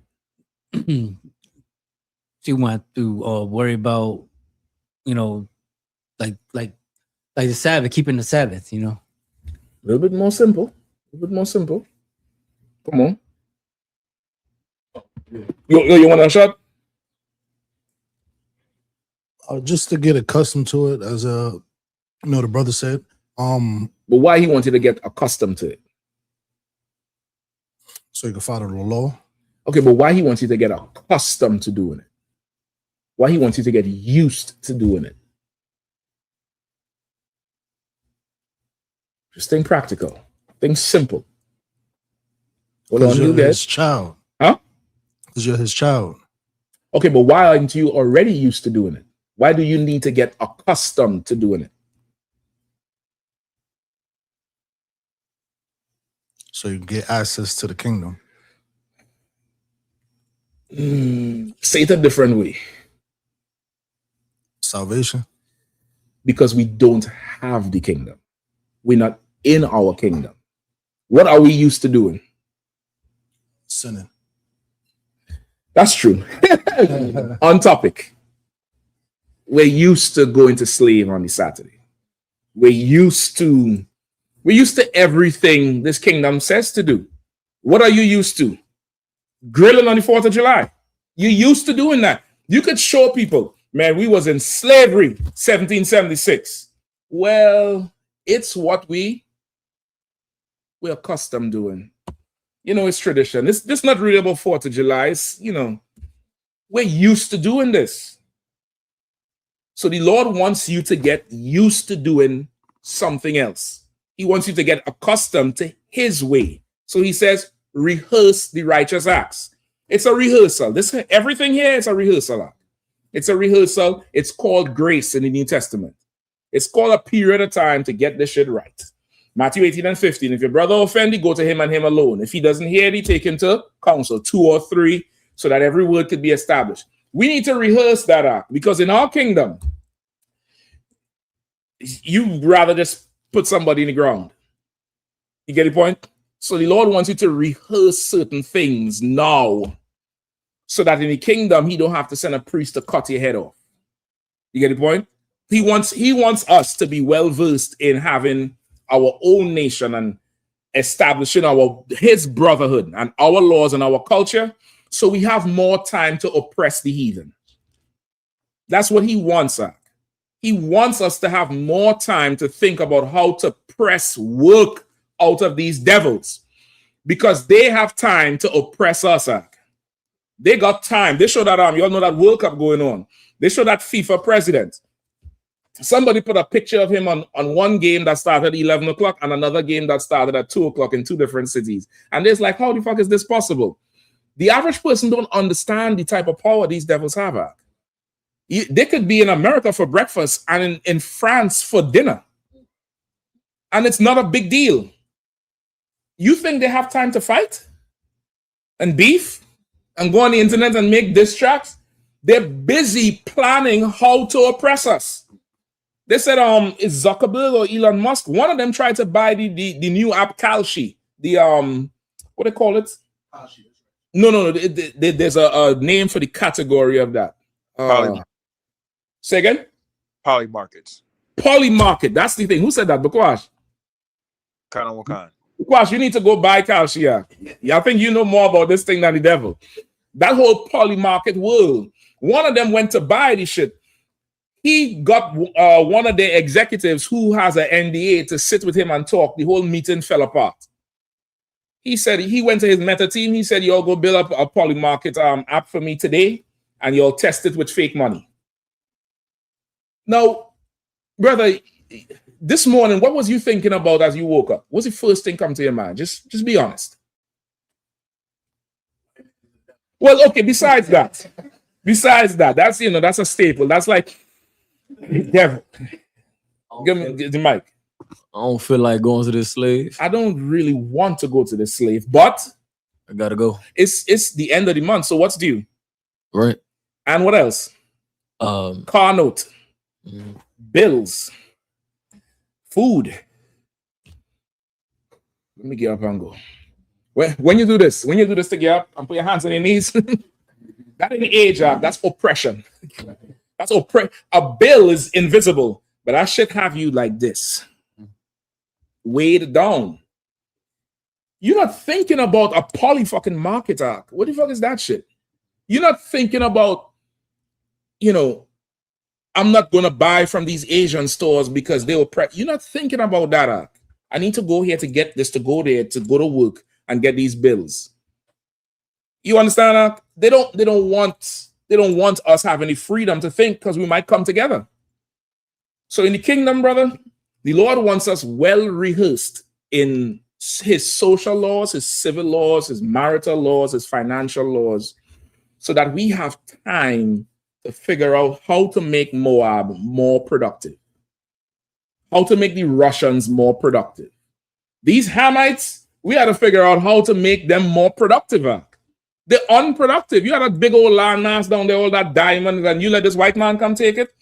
You need a manager. You need a slave master, and we are well versed in it. We'll have counsels on how we could squeeze another dollar out of these heathens, like they have counsels over us. When they decide your minimum wage and your tax bracket, and you get in a raise, and then 2 weeks later you hear, the brother sent me our officer Arawadia sent me an article. There's new laws in Maryland. They say the minimum wage going up to $15 effective July 1st. But the tax per gallon on gas is now 40-something cents. 46 cents, like 50 cents on every dollar is tax. Anybody planning on buying a bike? They did the metrics. And if I give you this much, you best believe I'm snatching it back somewhere. I have to balance this thing off, because Lord forbid you have enough money to pay your rent and save. Now you could send your kids to college. I need slaves. Brother, we have to rehearse the righteous acts now. We can't have counsels in the kingdom about, the petty trespasses that happen. In the kingdom, I need Izan to come down with his entourage so we could talk about how we're going to oppress these Australians and the North Koreans, and at the same time pit them against the Japhetic people, so that we'll make money off of them, off of their war, off of their struggle. We're going to sell, weapons to the Japhetic people, and sell other weapons to the North Koreans and tell them these weapons is more powerful. But then when they come to buy it, these weapons don't work and they get slaughtered. And now what do they need? They need somebody to come and rebuild their country. And guess who's going to come and rebuild it? I'm going to call Levi. Levi, what kind of construction workers you all have down there? You bring that section down, man. We have contracts for you all. And we'll send Shapat and Barak down there as ambassadors to North Korea to say, listen, we're deeply sorry. We don't know what happened. You know, these Japhetic people, they're skilled warriors. I think they, you know, we'll fix the solution. We'll defend you against them. And Barak and Shapat going to wink at each other and we'll defend you against, at a cost though. At a cost. All that uranium and that shit you all have down there, you're going to pay us. We're going to send our top engineers down. They're going to rebuild your city. That's jobs for our children forever. Now, does that sound strange? Ain't that what they're doing right now? When Bush bombed Iraq, bombs over Baghdad, you know who was the construction companies? Halliburton and Schlumberger. Y'all ever heard of them? You should go look them up. Those, I think, was they was ruled by Dick Cheney, or he had hands in them, and that was his right-hand man. Trump is doing the same thing right now in Palestine. You think they have time to beef? Why do you think these devils, they talk shit to each other and they be in the same room? Because their time is spent thinking how to oppress us. We have to rehearse the righteous acts now, because in the kingdom, brother, I'm squeezing blood out of their fingernails. I'm squeezing every penny, every diamond, whatever is the currency of the day, brother. I want it. If they figure out a way to make more, I'm taking 95%, and you better be happy for the 5%. And then you still have to pay tithes on that 5%. Oh, boy, I can't wait. Levi, so like, I'm going to come to you, Shabbat. Pass the mic for the brother, please. I believe those companies you mentioned, so I believe they pocket 90% of those contract money and just spend 10% on building nothing. Yeah, I would do the same thing. Observing the white man, you could see how to run the kingdom on the right-hand side. Because you could see, okay, he's doing it. The reason he's doing this is for that. You get the point? Now, if you have the Lord's laws and his Holy Spirit, you'll run a kingdom where they'll be happy to give you everything. Which is why the Bible says the gates of the kingdom will be open day and night, so the Gentiles could bring their forces in. You get the point? Like they would love to give us everything, because we're just such a better people. We'll produce a better, product for them. We'll just, our food is better. You get the point? Our style is better. Think about it. Everything that the world runs on today, Black people had such a hand in it. Such a big hand. People still buy Jordans. How long Jordan retire? And I think he has a say in the design of the damn shoe. You understand what I'm saying? Now imagine all that is in-house. You know what they will pay for us at? They'll pay for Israelite concerts to come down there and sing this music they don't know, but they do it right now. They do it right now. When these rappers and these singers, these brothers from the Caribbean go to Tokyo and Japan, and you see a damn stadium with a sea of people that don't speak English, and they love the song. Could you imagine we own it all? I ain't got time to beef with you over what? For what? What the fuck is we even go to here and hear? Hey, Salaki Cap, some. Oh shit, Salaki, brother. My fault, brother. I didn't mean to say that. I didn't even see it. Oh, what's going on? Hey, listen, man. I just sacked this Japanese town here, but they gave me $50 million. I'm gonna send 10 over to you. What council we calling? It's just too much rulership to go around that. That's why we need to rehearse the righteous acts. You get the point? So now is this Sabbath day is more brotherhood. It's to give Israel a rest. Come on, please. Real quick, that one is that many mention in my father's kingdom. Can we tie that? What you could tie that. You could definitely tie it. You could tie eyes have not seen or ears have not heard the glory of the kingdom of heaven. You can't imagine the glory of the kingdom. You can imagine what you think it would be, but you've been oppressed for 400 years recently. Before that, it's been, hundreds and thousands of years. You don't know what it is to be free. We truly don't. We have no clue.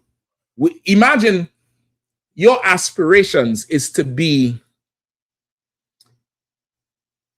the first of your nation or the only one in the oppressor's house, you trade that because in our mind, that's good. It's good money. Look how much money I'm making. It's Oprah Winfrey. Look how, and I had to work hard and I had to do this. Who's paying Oprah? What the fuck did he? You don't even know his name. Yeah, I want to be that. I want to be a myth. A silent killer. I'll show up. You don't even know who the fuck I am. I'll rehearse the righteous acts for that shit. Go ahead, Al.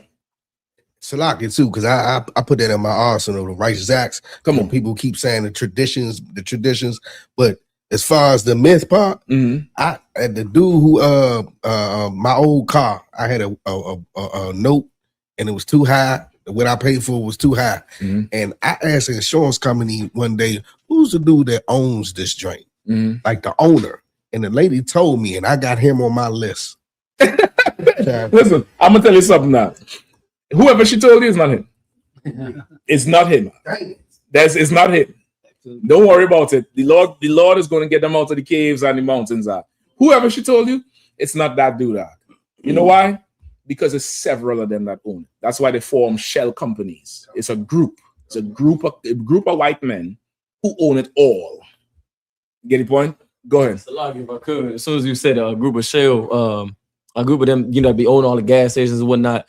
I never forget a couple of years ago, I had no idea the Shell that's next to him, a BP gas station, Bolero, it's the same family. They just changed the gas prices on the side of the road that you're going, but they all in the same family. They're all the same, Mark. I know this one was working in another. I said, don't you work down there? They say, yeah. They said my family owns all of these. Yeah. And it's just different ones with different gas prices, but all the money's still good. They making plans about it. Meanwhile, we beefing over what? You get the point? We need to rehearse the righteous acts. You get the point? So now the Sabbath is occupation. It's telling you don't force Israel to come into slave. Don't do that. Shut your business down so they have a day off. They don't have to come and plow the field today. They don't have to come and sell grapes today. You could miss a day. You're still going to be all right. Give Israel the day off. Give me the other two I want. And then I'll get into this topic before time run out. Go ahead. Luke 14, sir. No, I think I won that one last. Look at which one is that? That's I won that one last. Give me Mark 22, real quick. All right, you got to run down with it. This is the book of Mark, chapter 2, verse 22. And no man putteth new wine into old bottle. Oh, Salam. Was it 22 or 23? All right. 23. Next.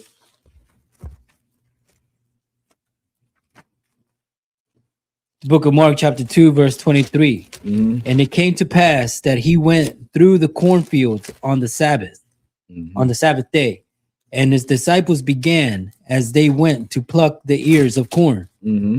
What day was they what day did they go through the cornfield? On the Sabbath day.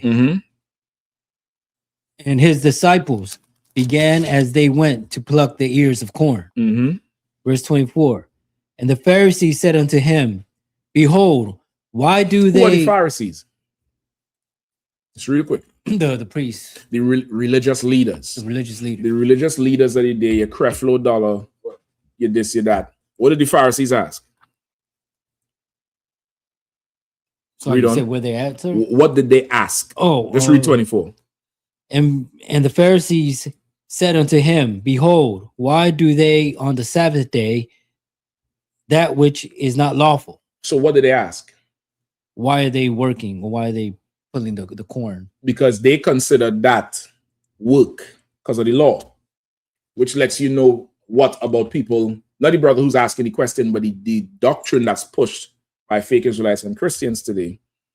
They in the spirit of the ignorant Pharisees in the days of Christ. You get the point? The law, it just said, we pulled it up. The Hebrew word, it refers to occupation. Not if you outside polishing your car or walking your dog or lighting a grill to grill some, whatever. You get the point? That's not the work they're talking about in Leviticus 23. So these religious leaders came up to Christ and said, man, why are your men doing this on the Sabbath? It's against the law. Go ahead. Verse 25. And he said unto them, and Christ answered, go ahead. Have ye never read what David did when he had need and was an hungered? He and they that were with him. Right. So he's saying, did you ever read what David and his men did when they were on the run, when they was hungry? Go ahead. Verse 26. How he went into the house of God in the days of Abiathar, the high priest, and did eat the shewbread. Right. He went into the Lord's house, meaning the school or the temple. And that shewbread that you all put for the Sabbath service, David ate that shit out. David, now to a Christian, what would a Christian do? What would a Christian do? Just imagine a bunch of niggas who on the run, you know, the braids ain't all that tight. It's been a while since they get a good wash and oil down. They ain't smelling all the way nice and frankincense stuff because they're sleeping outside. You understand? When you read it, they ate the Christ's men ate the corn and all. Just pick the corn and ate the shit out. Christian, you walk in the Christian church, you go to eat the food that's there for show. That's what show bread is. Show bread is there for show. It's not bread to eat. It's for show, and it's meant to show the bountifulness of the Lord's house, right? Really, that show bread would be come out the oven that morning, which means a priest had to get up and do what? Knead that flour and let that shit rise. Wait an hour and a half for it to rise. Put to bake and let the smell go through, so everybody's smelling this fresh bread, and everybody coming for the Sabbath service, and that bread is sitting right there. You might get a little butter and put on the top of it, make that shit look nice and glazed, and you sit in there. And David and his men went in there and ate that bread. What is the Christian doing when they see David walking? First off, he ain't dressed like them. He ain't a Roman like they are. David and his men come through that door, swords in hand, beard all thick. What's up? You got more? Where's the wine? And spill the wine on the damn table. What's the Christian going to do? Levi. They calling the cops out of work. They're going to be like, oh my God, you desecrating this place. Sinners, you going to hell. At least my belly going to be full. I ain't gonna be thirsty in that motherfucker, and all the men started to laugh. That's this. You get the point? That's this thing here. Because David and his men was hungry out. Keep reading. Which is not lawful to eat. Which is not lawful to eat because it's show bread. Go ahead. Which is not lawful to eat, but for the priests, and gave also to them which were with him. 27. And he said unto them, right, so this bread, only the priest would eat it. You get the point? This is not for everybody to come up there and eat this thing. This is the priest and the wine and everything there, because this is show bread. And it's just how this is our culture. This is just our way, how it is. David coming there and eat the damn thing out. The Christian gonna be like, nah, he's a low, he's this, he's that. This is the king of Israel. What the hell are you talking about? All right, go ahead. And he said unto them, the Sabbath was made for man, and not man for the Sabbath. Right? The Sabbath was made for man. The day of rest was made for man. It was made for you from the beginning. Read on. Verse 28. No, read that part again, 27. The Sabbath was made for man, and not man for the Sabbath. The Sabbath was made for man, but not man for the Sabbath. Flip that light on right there. But not man for the Sabbath. What does that mean? The Sabbath was made for man, but not man for the Sabbath. Let me let the young brothers answer. Go ahead, son. So the Sabbath was made for man, meaning that the Lord gave us this day to rest. And not man for the Sabbath would be yeah, that's the tricky part for me. Okay, you want to take a shot? Go ahead. Can I say what's I don't know the the verse, but be not righteous over much. Think simple. Always think simple. The Sabbath was made for man, not man for the Sabbath. East Indians, they pray to the cow. We saw the video last week, right? They pray to the cow. They don't eat meat, right? For the most part, the East Indians, I think they're vegan or something. They don't like to eat meat. They don't like to kill the cow. The cow could walk all over them. The East Indians, you might need to look up some of the gods. You don't have to pull it up now, but they have a god in every part of the cow. The cow, them cows have the big lump on their neck. There's a god in that. There's a god in the horns. There's a god in the snout. There's a god in the dung. You could look up. In fact, you might have to pull that up, Shapad. Just pull up Hindu or I think it's Hinduism or East Indian image of gods in the cow, and you'll see how much. Go ahead. So every part of the cow, there's a god. There's a god according to them. Okay. I done ate all the gods, and I'm gonna eat more of the gods, soon. Now, what if I say the East Indian would say, "Oh, you evil for eating meat," and I say what? The cow was made for man, not man for the cow. What does that mean? It means the cow was meant for us to eat, not to worship the cow. Switch it to the Sabbath now. Break it down. So the Sabbath was made for us to rest, not for us to worship that day. That's it. Not to be a slave to the Sabbath. The Sabbath was made for me to do what the hell I want to do. I can't force nobody to go work. I'm not required to come to work. But everything else I want to do on that day, I can do. You get the point? I can do. The Sabbath was made for man. The Sabbath is to serve me, not me to serve it. You understand? But the Christians, they'll make you serve the Sabbath. They'll make you, they go to church. For the Christian, their Sabbath is Sunday, which is why they're off so much. Look at it. Look at this shit. You could X out that thing there, the little yellow thing in the corner on the top of the screen. Yeah, you could X that out. Don't worry about it. Salaki, sir, if I could. Go ahead. Hold up. You can put the blue background on. Go ahead, Arawadia. It's the goddess Lakshmi that resides within the cow. Say that one more time. The goddess Lakshmi in Hindu that resides in the cow dung. Damn. Lakshmi is one of the main gods too. Go over there to see where media assets is on the right-hand side. For 1 second now. Come down. Just stay away from that red button. All right. Go all the way to the bottom of that section. Scroll all the way down. Come up a little bit.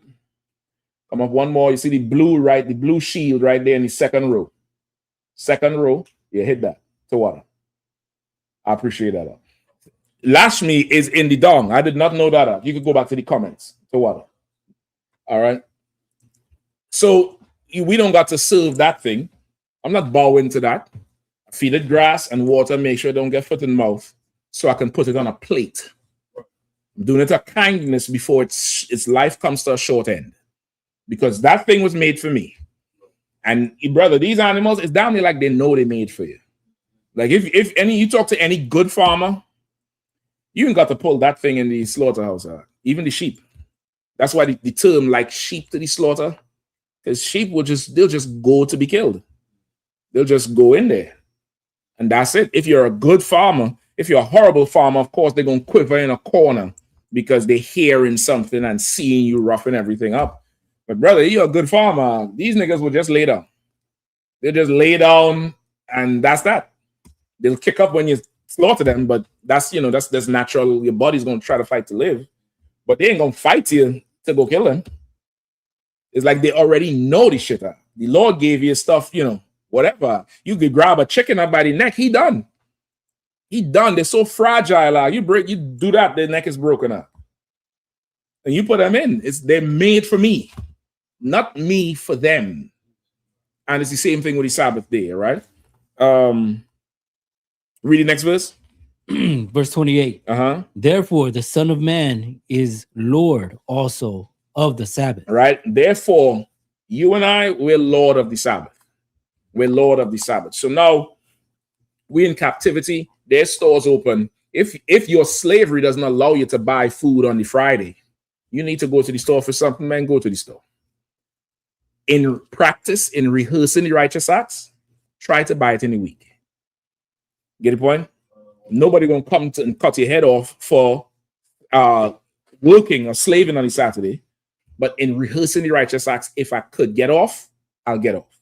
Now, if you're a priest and prophet in the Israelite school of the UPK, you are strongly urged to not slave on the weekend. Why? So you could come work for the Lord on the weekend. You get the point? You could come and work for the Lord on the weekend. What's the precept? We just read it. The priests work on the Sabbath day. That's how you could have a Sabbath service. What you're doing is in service of your nation. It's not an employment like selling tires. You get the point? Now, you brothers in here, you come to camp, right? Your day Saturday starts, depends on where you live, sometimes 6, 7 in the morning. The brothers from Virginia, they leave in 5, 6 in the morning to drive up to DC. And DC when we had to go to Virginia. If you have to get some for your household, is it even in your mind to get it on a Saturday? Oh. You'd be an idiot if you wait until Saturday, right? When you call your camp leader, it's slack, it's I need toilet paper. What are your camp leader going to say? So why are you trying to get it today? Brother, you had all week. How much time you heard that shit? You had all week to get this. Nobody charging you for the Sabbath day, but I need you at camp. I don't care about no damn toilet paper. Slack it. You have all week. It's rehearsing. It's rehearsing the righteous acts. When we get our kingdom, will you need to go to camp? Oh, you love camp so damn much, huh? I love camp too, but I love counseling over oppressing the nations even more.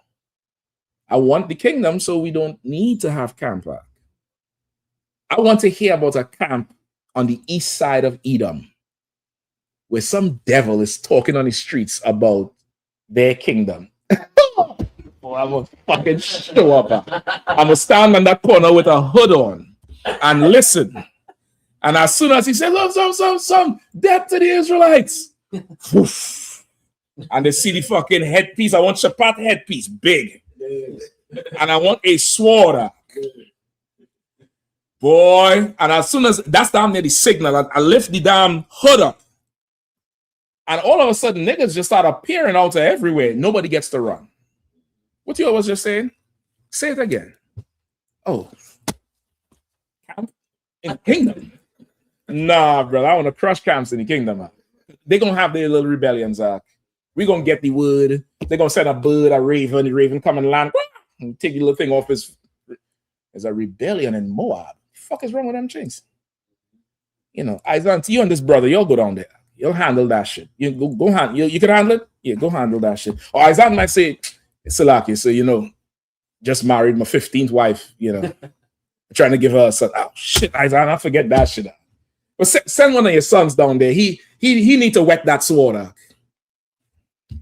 You still want to go to camp? All right, Tawada, brother. Listen, once again, we're not in a position to imagine the kingdom. We really don't know. You have to have time to think about it. You gotta be like, damn, I wonder what it's like to rule.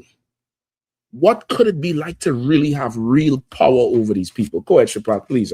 It's like for me. Just what you were saying, where you know, you unveil your hood and it's time for action. Mm-hmm. Like I'm thinking about, you know, when our bodies change in that twinkle in the eye, and then we go to that Hebrew Academy with Christ in the wilderness, like we're gonna be on something else. We're gonna be able to destroy something too. You know, to go right along with that. They want to have camp in the kingdom. Say that one more time. You know, like when you say you put your hood, took your hood off, and it's time for business right there. Like how dangerous we would already be from Hebrew Academy in the wilderness, and the body changing in the twinkling of an eye. Mm-hmm. Yeah, listen, I mean, we could sit and talk about this all day, but the problem is, at some time in the conversation, somebody is going to say, I got to. Come on, finish it up. Come on, Yatazar. Go to work. I got to go to work tomorrow. How much times y'all heard that shit? Hey, man, I got to go to work tomorrow. Imagine talking all night about extorting a nation. That's what these devils doing in them. You won't rehearse the righteous acts for that? You won't pay some tithes for that shit? They wouldn't stop getting high, stop going to the strip club, stop aborting kids. You wouldn't stop doing that just to be able to sit all night with the best liquor. I mean, grapes that you see grow and somebody put it in a press and you could go see where it ferments. And you staying up all night and what we could do and tax them 0.5% more. So when you see the oppressor talk about the housing market, it was 2.3%, but now it's 2.2%. That's better for buying. And you like, how is a point something of a percent? Because that's enough for them to still extort money from you. Yeah, I love camp. You all know I love camp. I love that pulpit of wood, brother. But I love it because of what it could get me. I don't love it to the point that I want that to be forever. I want to be able to put that pulpit in a museum. Just like how you go to the White House, that desk is there. They said it was made from some shit, the wood. It have a whole history with the wood they used to make the desk. And then the desk was, sat in by so many presidents. I want to have the pulpits up there and say, who stood on this command during Yahanna? John Hyman, John Mayak. Look at these pictures with this camp and this boot case. That's the same podium. Can I touch it? No, you can't. If your fingerprints will deteriorate. The same thing they say in the museums. They don't let you touch shit because they say the oil from your hand going to deteriorate. I don't give a damn. I'm going to make up some myth. They say if you put your hand close to it, it'll break your fingers. Something. That's what I want. I want that shit. And because of that, I'll rehearse the righteous acts. Come on, Levi, real quick. Me out of one. Not too long ago, they had a expose at the Penn Library in Philadelphia about the Haitian Revolution. So I went there and I'm looking at the documents out of one that these people have, our records. And I'm just thinking about it, like how the hell these heathen have our stuff and I have to look at it behind a glass. I can't even touch it.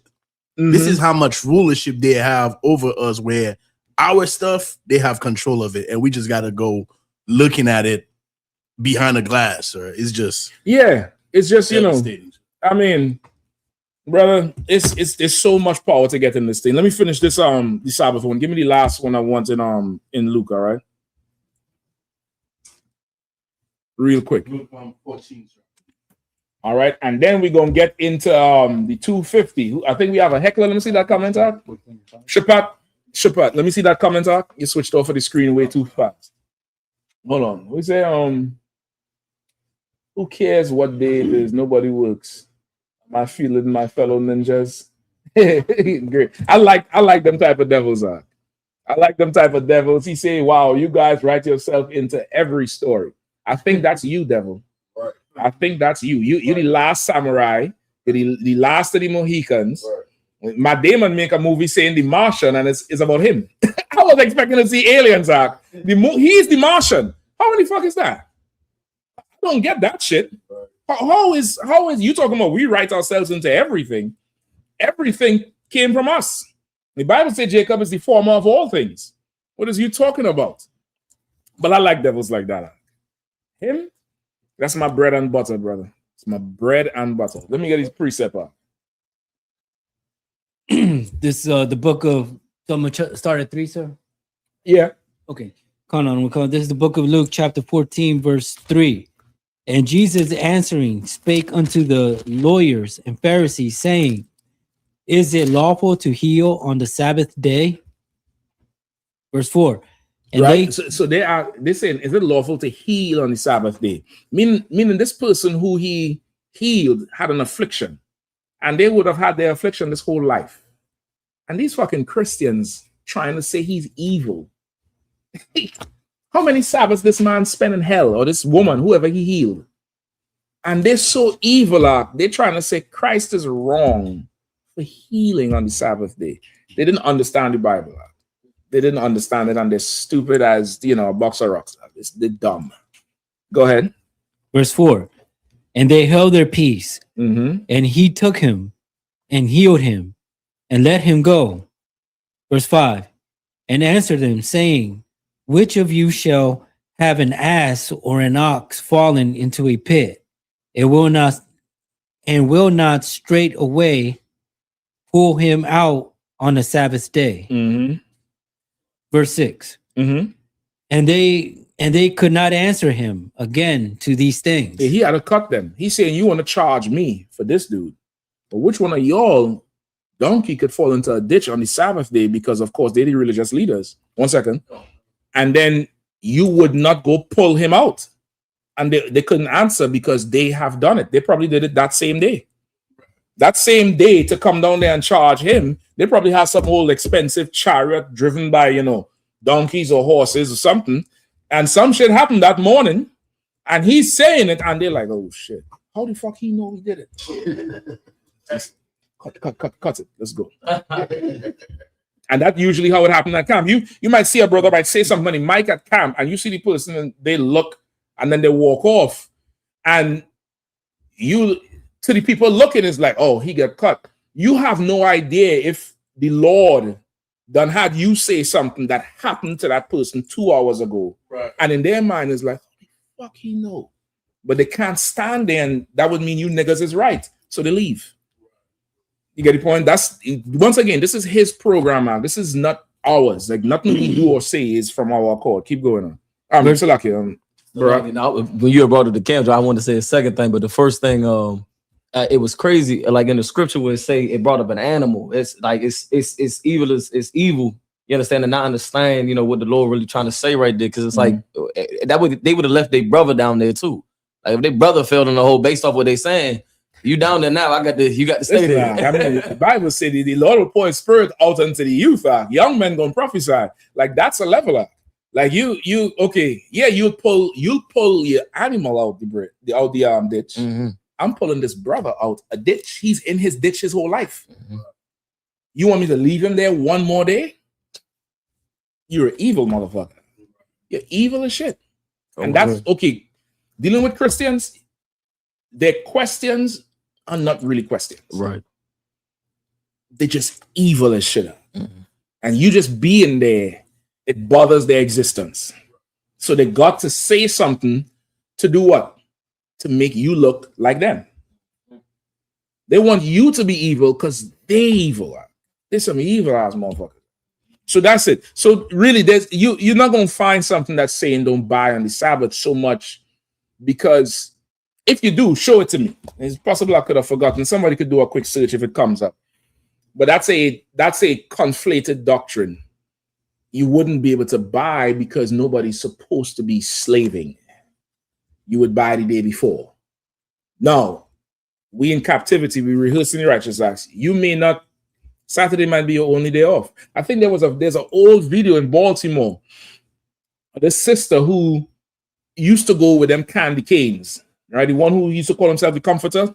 He died in prison from COVID. He got locked up from stealing money. They say he embezzled over $5 million from the organization. And this evil bastard tried to overthrow Commanding General Yahanna. He tried to destroy him and took the schools and led a whole revolt against the general.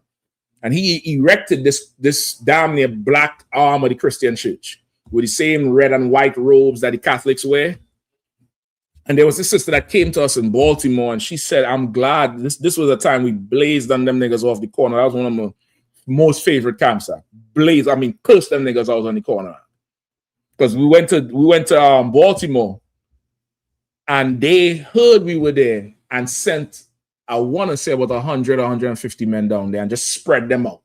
And they started handing out flyers to everybody who was listening, trying to stop us. Man, Commander Yahanna got up there that day, brother. I saw a raw side of the general. God damn, he cursed them niggas out.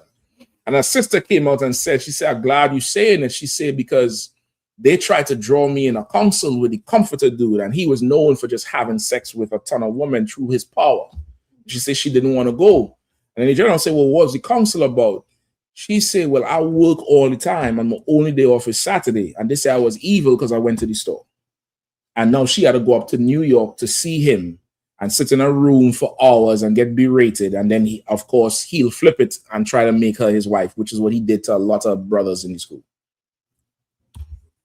Now you can tell me about, the Sabbath. Nigga, just come here on the Sabbath, pay your tithes, learn, and just trust the process. Trust the process and you'll be fine. Go ahead. Lucky, I met a brother out here that was he was mad at me. I'm telling him I'm in the I.S.U.P.K. and he was trying to take his fury out because of what that brother did. Said he was taking double tides. He was taking double tides in the school. Oh, the candy cane dude. I'm gonna correct it. It's triple tides. Well, and I don't know where the fuck that come from. They was evil as could be. Hold on.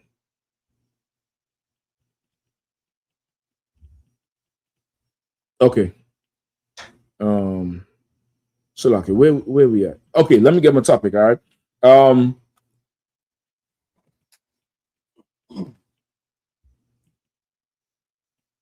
One second.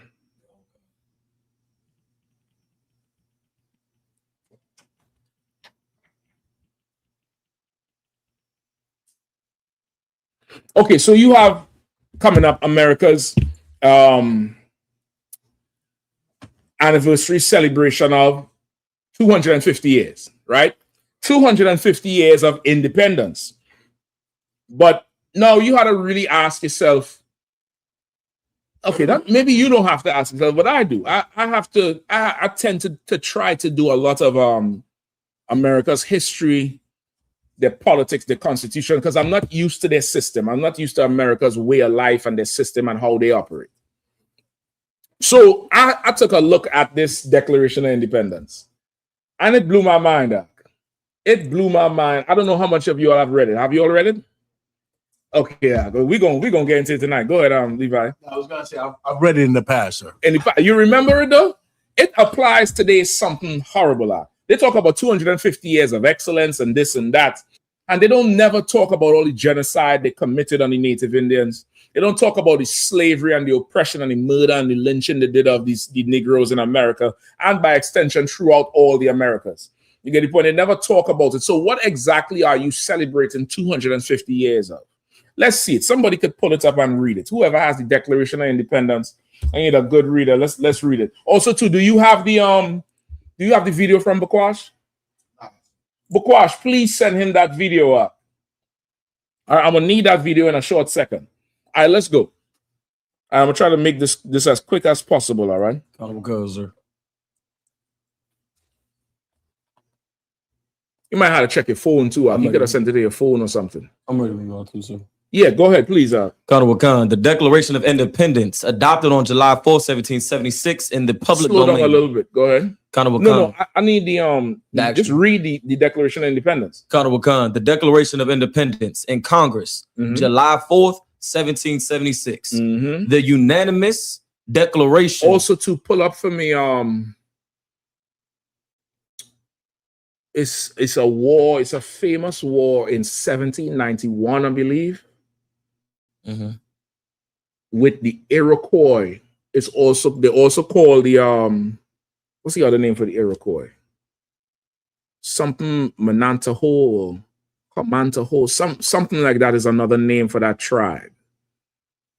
There was a famous war, I think, in 1791 that America lost. God and them bust their ass out. Go ahead with the declaration. The one, sir. I also got that thing you talking about as far as the Iroquois, sir. No, so what's the other name? The other name is Salakia. Also, so the name of the war was the Northwest Indian War. And the other name was Manitou, Iroquois, Lenape. Might be the first one, but give me the other thing too, please. Sir. The Declaration of Independence in Congress, July 4th, 1776. The unanimous declaration of the 13 United States of America. Go ahead. When in the course of human events, this is exactly what they wrote to, I think it was King George. Somebody could double check that, whoever was in power in UK at the time. This was their complaint to Britain at the time. And this is what they declared. I think this is after about a whole year of war. I think it was started in 1775 with Paul Revere, when he said the British are coming. I believe that's 1775 or maybe a year before that. So this is after all of that. This is what they wrote as their final riot act to Britain, that we done with you. Right? Go ahead. When in the course? When in the course of human events, it becomes necessary for one people to dissolve the political bands which have connected them with another. Now, hold on. This is the first fucking line. The first line. Brother, just understand what I'm telling you. The white man is a lying hypocrite. He's an absolute hypocrite.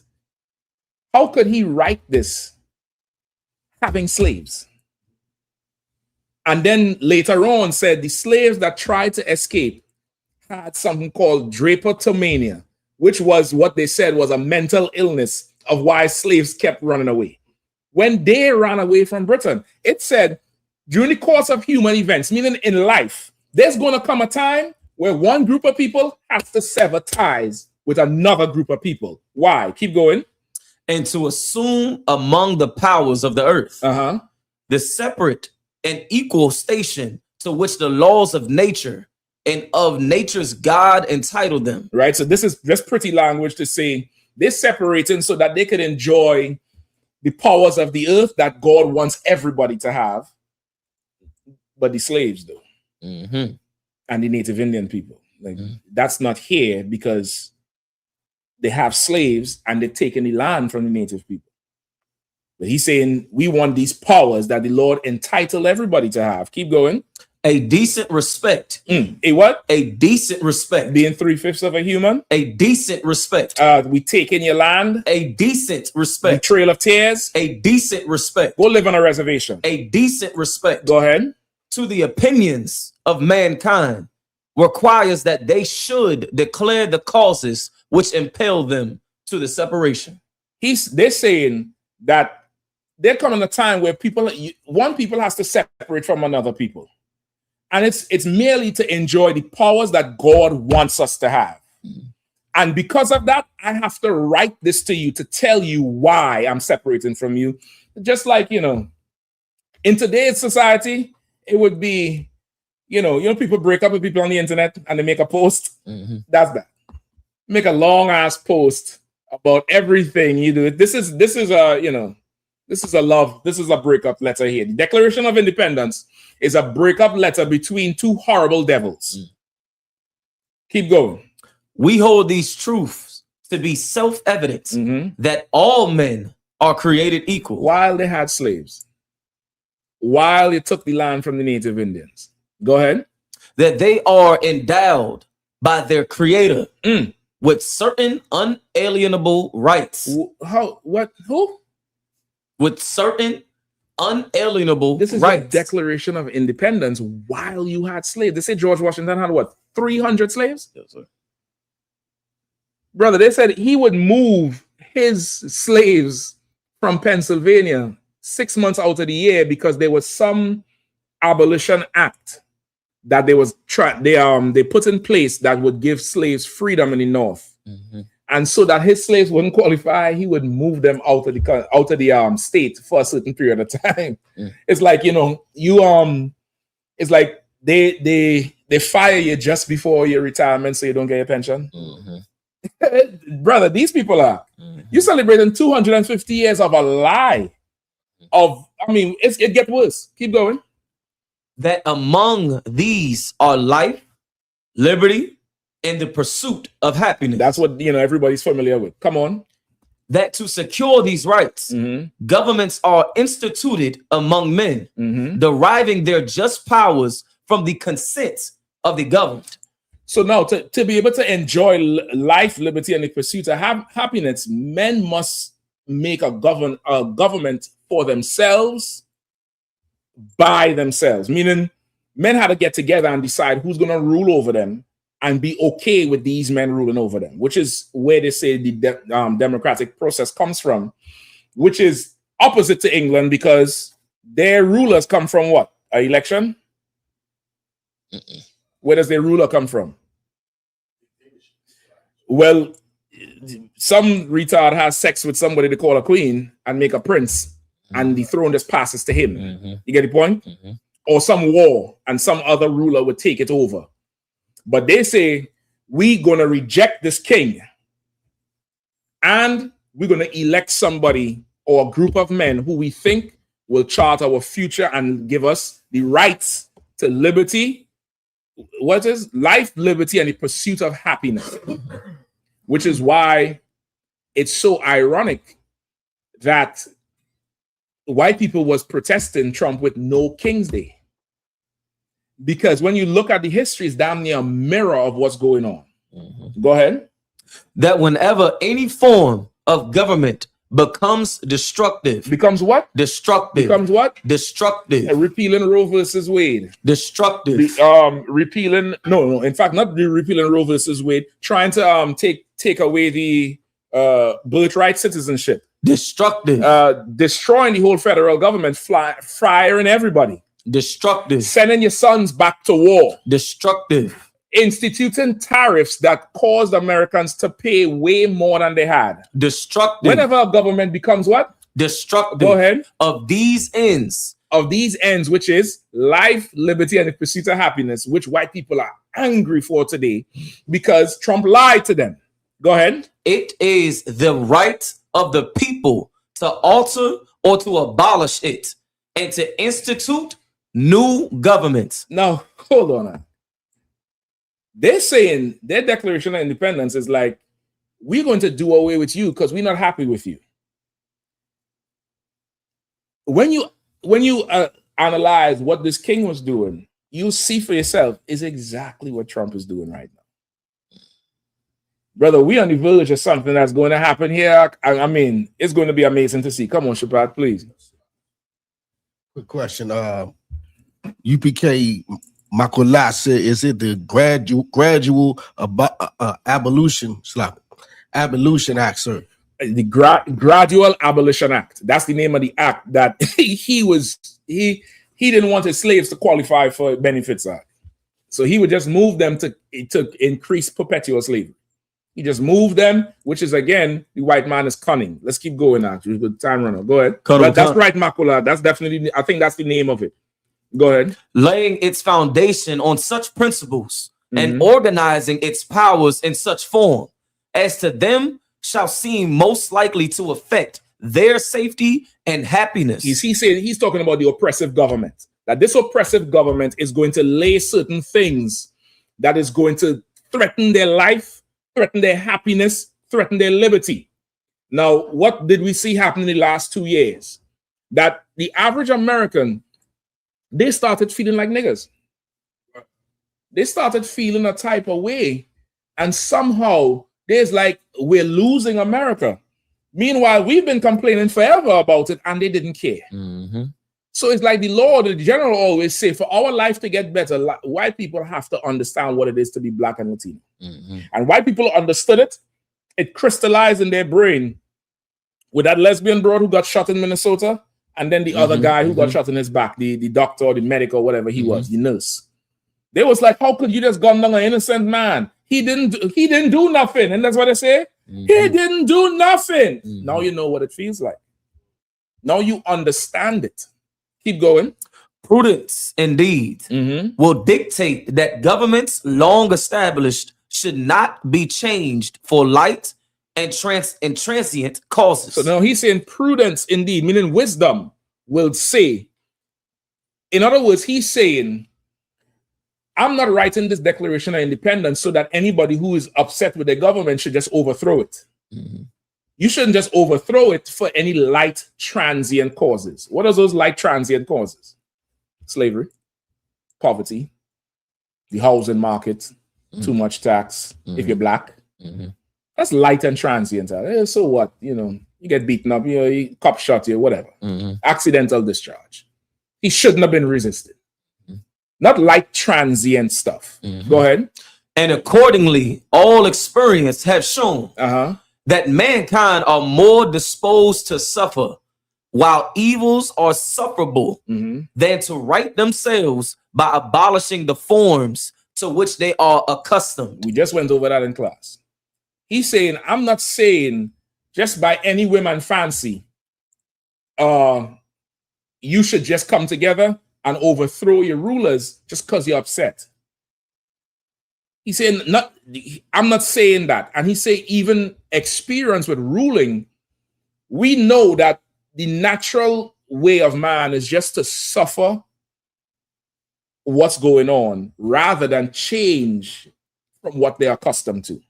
Meaning, people will suffer some sort of discomfort rather than try to change it. So I'm not giving you a license to do it, and I know it's not as easy to do like that because you know what they say, let worse prevail till better could be done. You ever heard that? If it ain't broke, don't fix it. Devils today say they have a saying. What they say? We don't desire perfection. We're happy with good, because they're caught in a quandary now because Trump done lied to them.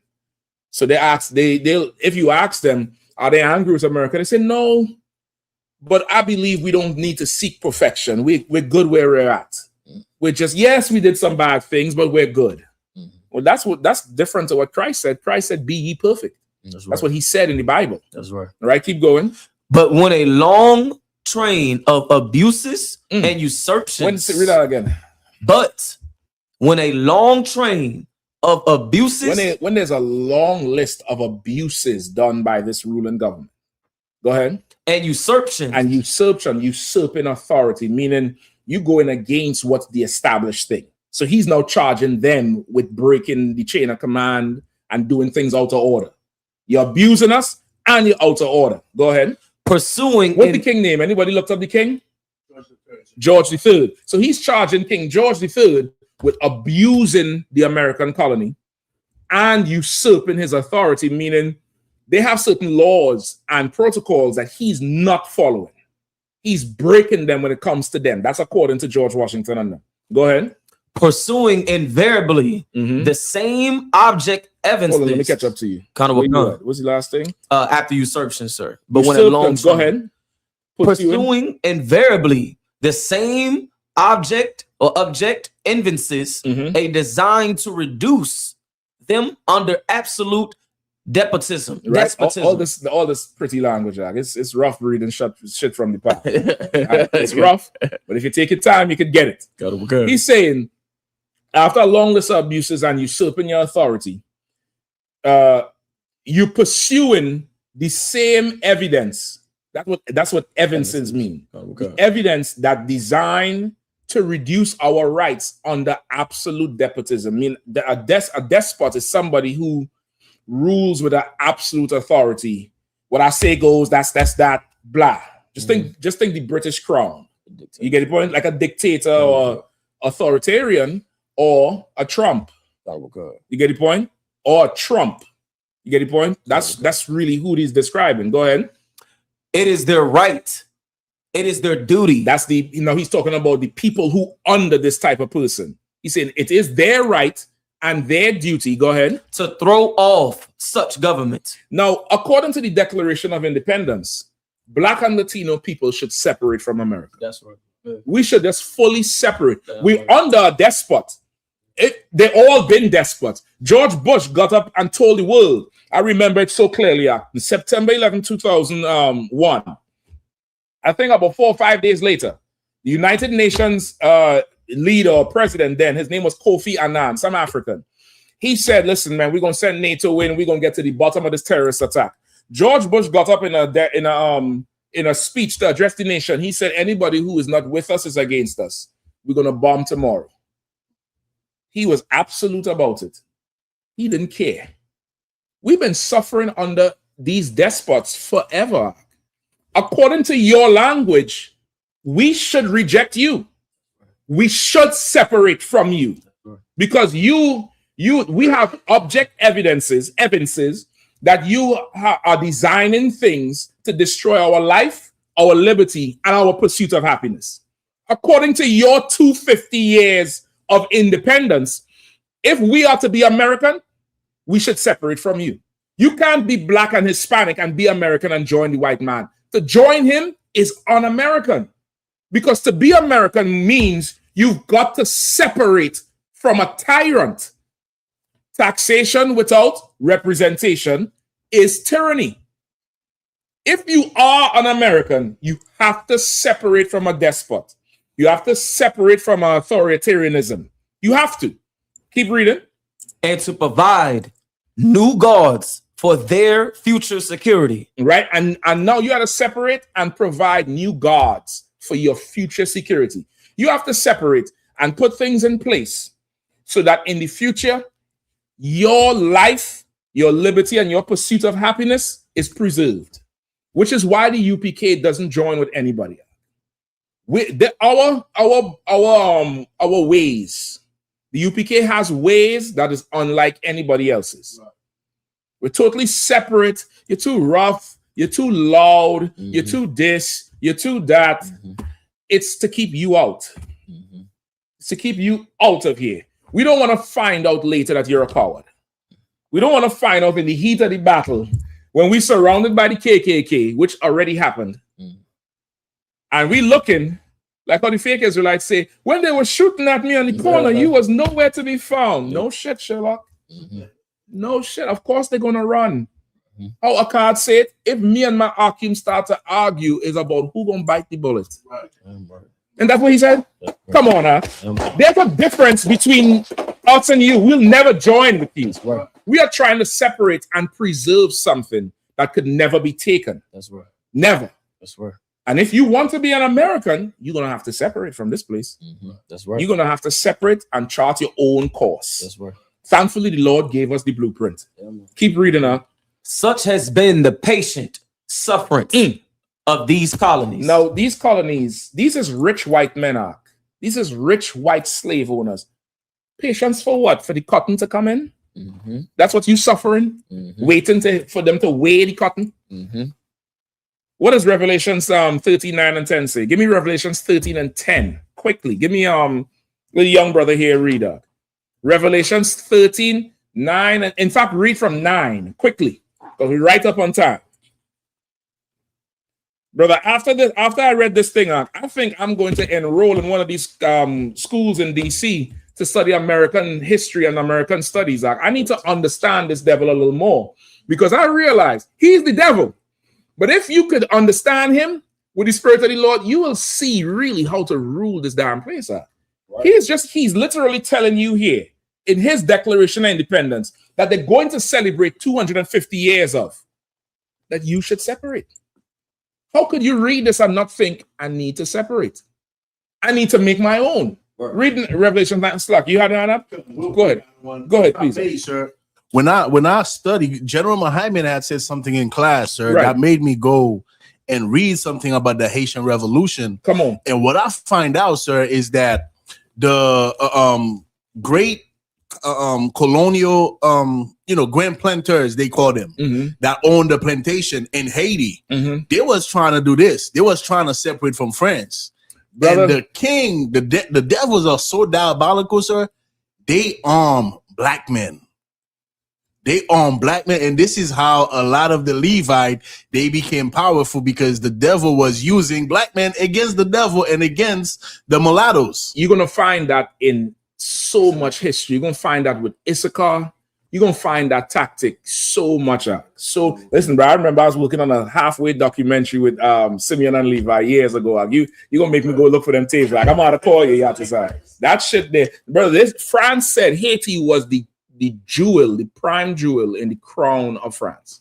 Right. Haiti had so much fucking power because them brothers, once they separated, France wasn't getting no more money.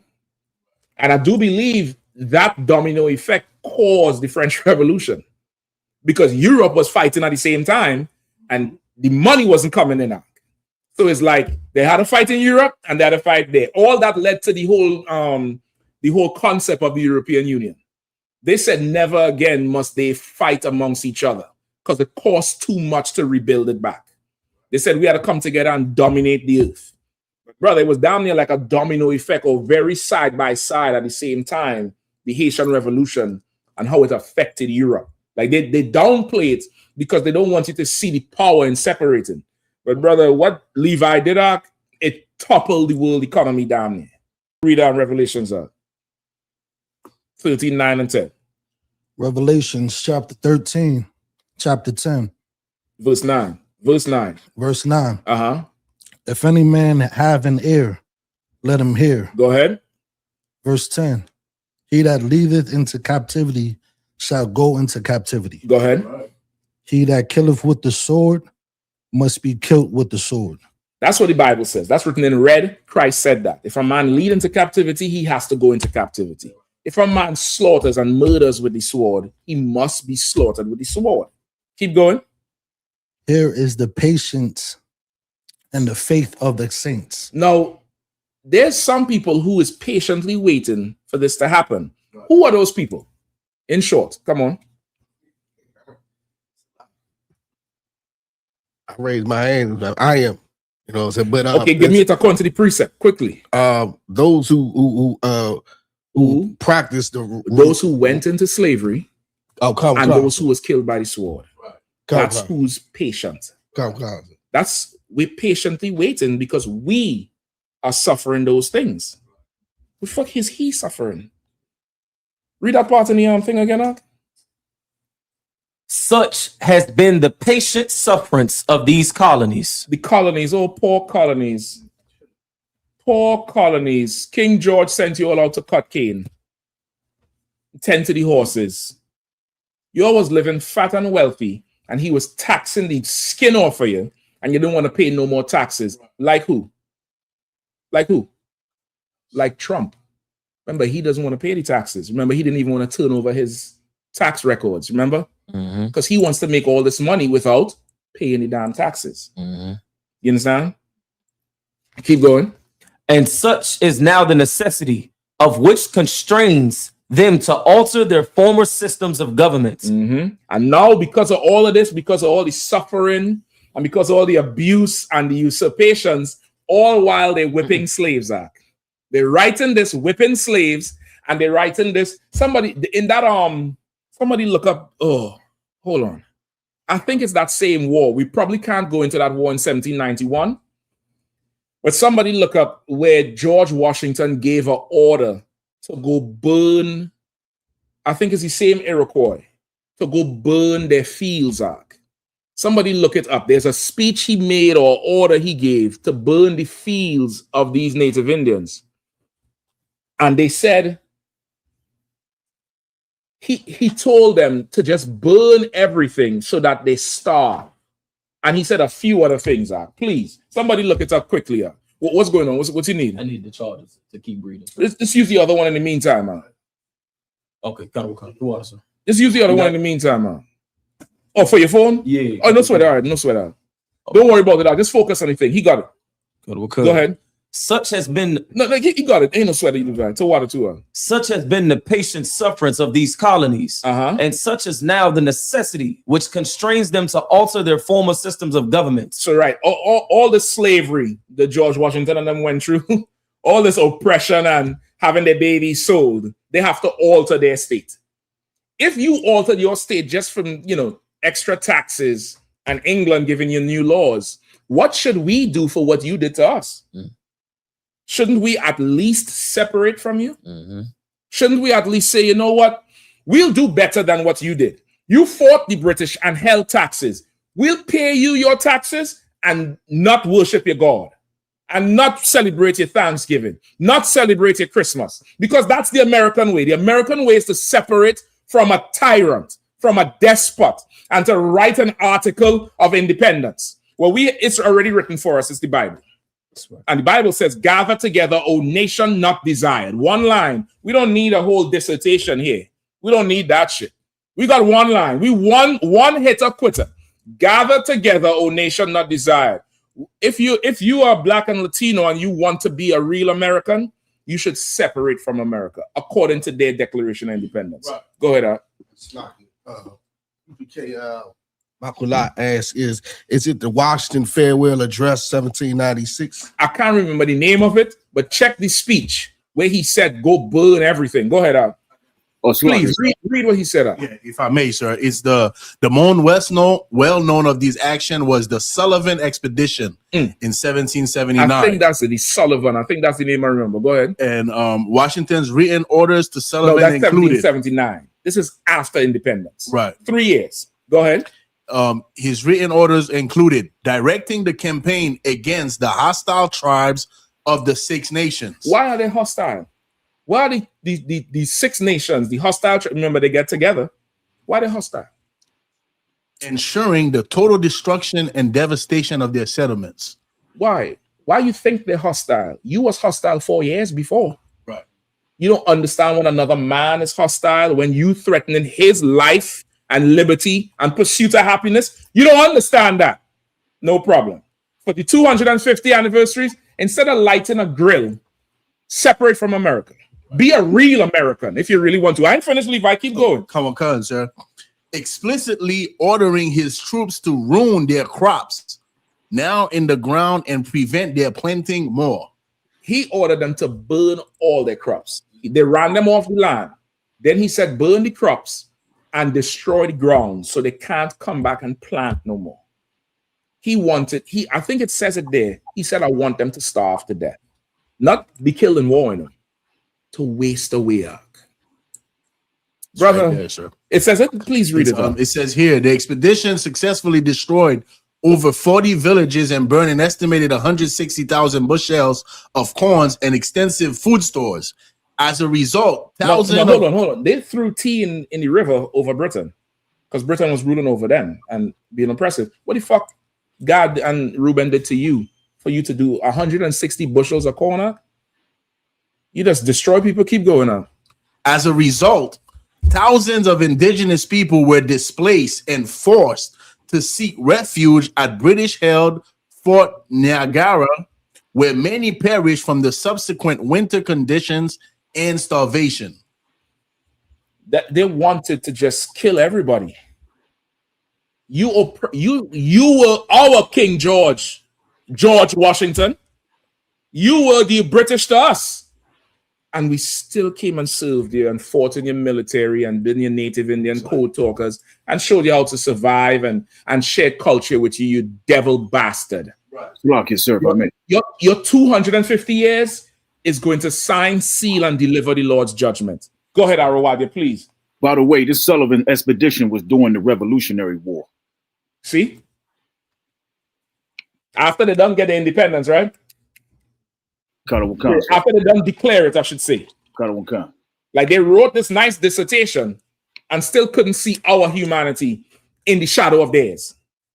Keep reading this thing here. The history of the present king of Great Britain is a history of repeated injuries and usurpations, all having indirect object the establishment of an absolute tyranny over these states. To prove this, let facts be submitted to a candid world. So now he's saying the history of King George in Britain is repeated offenses, abuses. What have you done to us, America? What is your history that you gonna celebrate? You tell me. You'll go look up the battle at Little Bighorn or the Battle of Wounded Knee. Go look up those things, man. Go look up the Trail of Tears. What have you done to us repeatedly? Should we not separate? Should we not do the same thing? Right. If you really want to be independent, you want to celebrate 4th of July, separate. Separate from America. Start it on the 4th.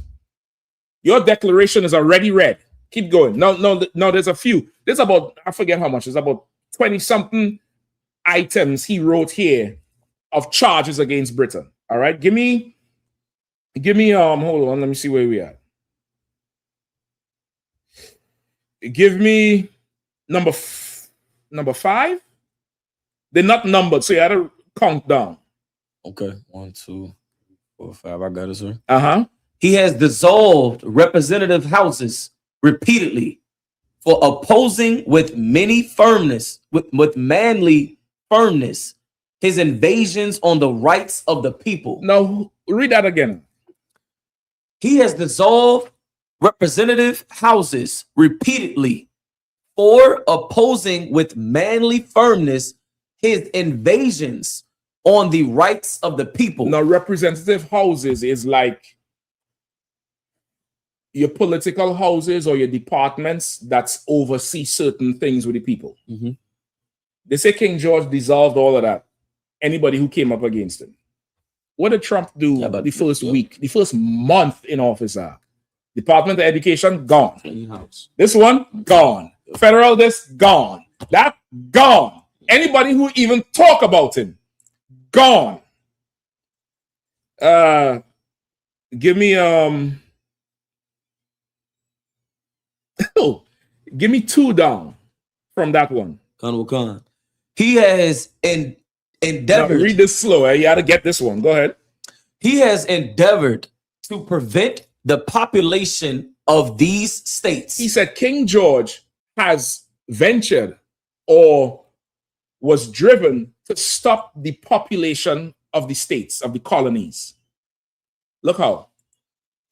For that purpose, obstructing the laws for naturalization of foreigners. So King George stopped immigration. Yep. Damn. We shouldn't separate. That's what Trump is doing right now. He had a whole ICE campaign.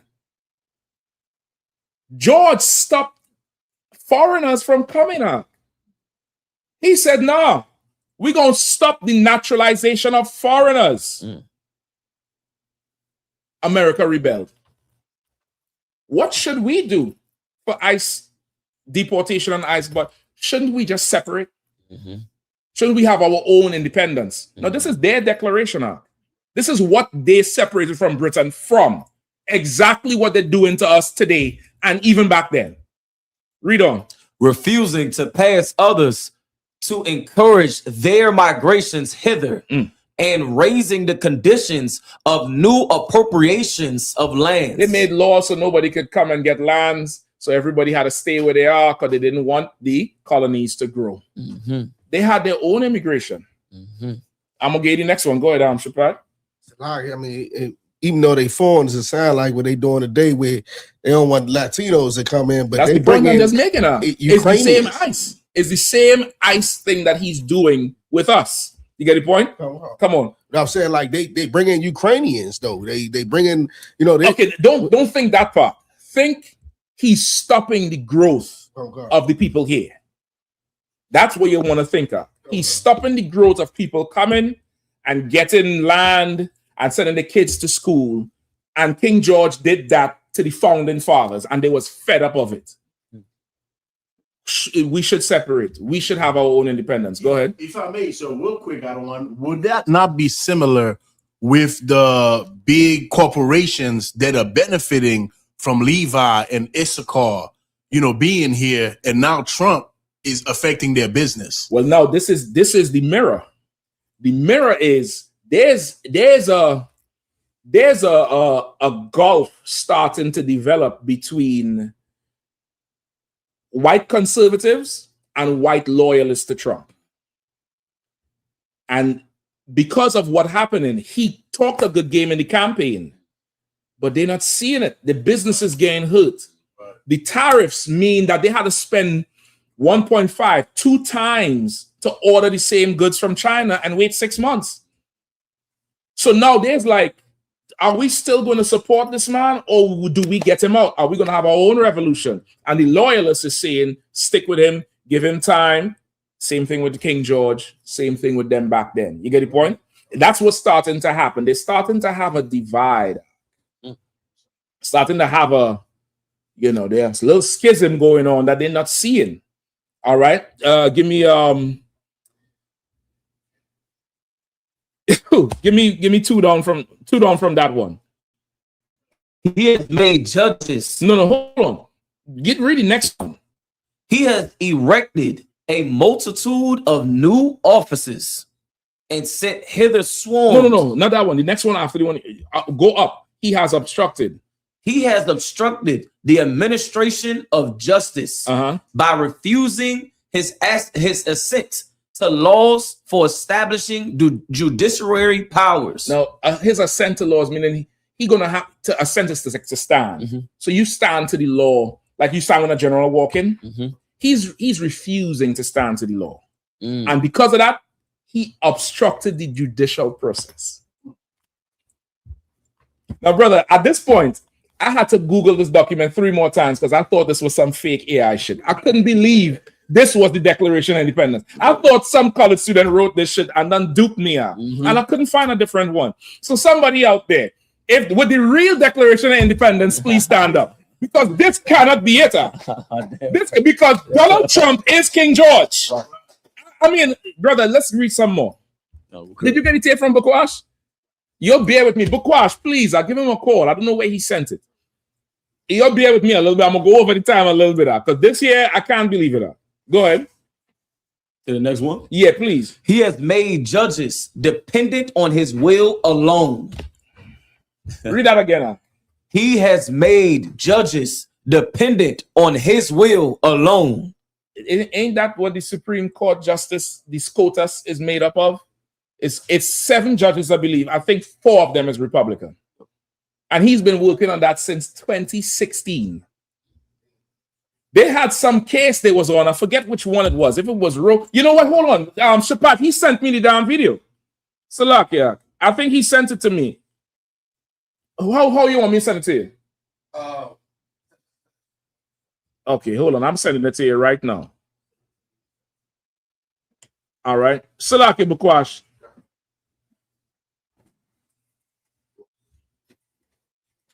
You might need to get the timestamp though. I don't think he sent me the timestamp of it. Just text him and ask him for the timestamp of the thing. You play it at the end, all right? Read that last part again, huh? Colonel Wakan. He has made judges dependent on his will alone. Go ahead.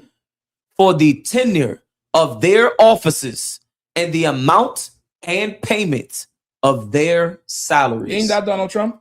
Brother, Lord Allah Shapat to get this video up and find the time, but I'm going to just say it now just in case we don't get it. There was some case, I forget if it was the Roe v. Wade or the birthright. The birthright citizenship, they just ruled on that on Monday. But there was something else before. I forget the actual case that the Supreme Court ruled against Trump. I think it could be the ICE thing. And Trump went on, he got in front of the camera and he said, they are a disgrace to their family and America. They should be ashamed of themselves. They are an embarrassment. And somewhere in that speech, he said, what the hell did we put you there for? If you want to be an American and you're Black and Latino, you need to separate. That's right. If you really want to be American, if you really want to be America, you have to separate. That's you right. can't join. That's right. Because America didn't join George. That's right. And George is doing the same thing Trump is doing. That's right. The only thing I see in here that the only thing George didn't do was grab them by the PUSSY. I looked up and down in here for that shit, and I didn't see it. But I somehow think it's going to come up later. Keep reading. He has erected a multitude of new offices. Say it again. He has erected a multitude of new offices. ICE. He has erected a multitude of new offices. Doge. He has erected a multitude of new offices. Go ahead. And sent hither swarms of officers to harass our people. Brother, at this point, I'm sure this was an AI dupe. I'm sure this can't be the Declaration of Independence. I think I just wasted the last hour. Anybody knows if this is the real one? Because at this point, this is 2025, 2026. He erected a whole new office and sent swarms of officers to harass their people. Is this what George Washington wrote in 1776? Anybody know? Because I don't think it. I didn't send you the article, right? No. I didn't send it to you. You pulled it up on your phone. How the fuck we put up the same fake news? How the hell we do that shit? You have it? How long is this tape? You might could just play the whole thing. It's just hit share right there on top. No, right there in the tab. No, right. Just look right above the picture. Right, make the whole screen big. Come down in the video. Make the whole screen big. Make sure the volume is up before you play. All right. Online, pause. Online, let me know if you could hear it. Go ahead. Supreme Court's ruling on tariffs. Deeply disappointing. Right. The Supreme Court ruling on tariffs. Certain members of the court. Let's go back and pause. Absolutely ashamed. Pause it, pull it back a little bit. He said this is for the tariffs. When the Supreme Court ruled that he has to pay back all the tariffs he charged. I don't know if you remember that shit. All the tariffs he was charging, they say he had to pay it back. That's unconstitutional. He come out, pull it back when he coming out again. I'll pull it back. But listen, you need to be independent, Black and Latino. Go ahead. Look at him. He's vexed. The Supreme Court's ruling on tariffs is deeply disappointing. And I'm ashamed of certain members of the court. Absolutely ashamed. Pause. I'd like to. Why is he ashamed of certain members? Because he put them there, just like George did. It says he has made judges dependent on his will. He's doing the same thing. Go ahead. To thank and congratulate Justices Thomas, Alito, and Kavanaugh for their strength and wisdom. Pause. That's the 3 judges that voted that he could keep it. I think 2 of the other 4 was put in there before with Biden and Obama. And then the other 2, or one of them, is a Republican that switched the vote. So he's thanking the 3 that stood with him. But he go ahead. And love of our country. The Democrats on the court are thrilled, but they will automatically vote no. They're an automatic no, just like in Congress. They're an automatic no. They're against anything that makes America strong, healthy, and great again. They also are a, frankly, disgrace to our nation, those justices. Others think they're being politically correct, which has happened before far. So he's saying the Democrats, they're going to vote against him anyway. But he said the others are a disgrace to our nation, meaning the other Republican that was supposed to vote his way is a disgrace. Keep going. Too often with certain members of this court, and it's happened so often with this court. What a shame. What a shame. Having to do with voting in particular, when in fact they're just being fools and lapdogs for the rhinos and the radical left Democrats, and not that this should have anything at all to do with it. They're very unpatriotic and disloyal to our Constitution. Pause. He said they're fools and lapdogs because he put them there to vote when he say vote and to not vote when he say don't vote. And that's why he says some of them call themselves being politically correct. They're going off script, which is why, if you notice, he ran the second time and he didn't have Vance with him. Remember? Not Vance. What's his name? Pence. Mike Pence was there the first time. Remember, Pence was supposed to not concede. Pence conceded. He said, fuck this nigga. He's done. He's done. This is King George. This is George Act. Let's keep reading now. It's a couple more and we're done. He has kept among us. Read that last part again about ICE in 1776. The British ICE. I don't know if that's a different type of ICE from coming from across the pond. He has erected a multitude of new offices and sent hither swarms of officers to harass our people and eat out their substance. Wow. Nobody talking about all the money and goods ICE done took in these raids. Nobody talking about that shit. If police just get accused of stealing your shit, you think these ICE agents is just here for the illegals, and that's it? You get deported. Who the fuck gonna take your car and shit? Who gonna take all your money? So sir. This right here, after you done broke it down, this is gonna be my next cast speaking. But I think all I'm gonna get out is shalom. I think you're gonna get up on that. Yes, what you said. Listen, I'm still going after the class just to make sure this is the real thing. Because right now I still don't believe it's real. I think they have got the damn internet so plugged.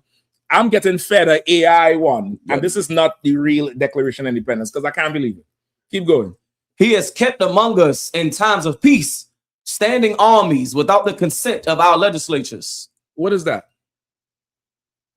What is standing armies among the people without the permission from the legislative or the Congress? The National Guard. That's the National Guard. So George put National Guard among you and you felt oppressed. You separated. We should separate from America to be American. It's kind of like an oxymoron. You would think to become something, you have to join it. If you want real equality, you have to separate. That's their Declaration of Independence that you love so much. Life, liberty, and the pursuit of happiness. Ain't that what Will Smith said in the damn movie when he made the movie about the nigga? In the pursuit of happiness, you can't join them. You cannot do it. Let me see if there's any more. Hold on. Skip down for cutting off. For cutting off our trade with all parts of the world. Y'all need more? Brother, I don't think there's any. Hold on. I can't. Hold on. It's so much, Chuck. It is so much. For transporting. Give me not just before transporting. Okay. For depriving us in many cases of the benefits of trial by jury. That's Trump for sure. Hold on, no. Skip down. There's another transporting one. He is at this time transporting. He has plundered. He got it.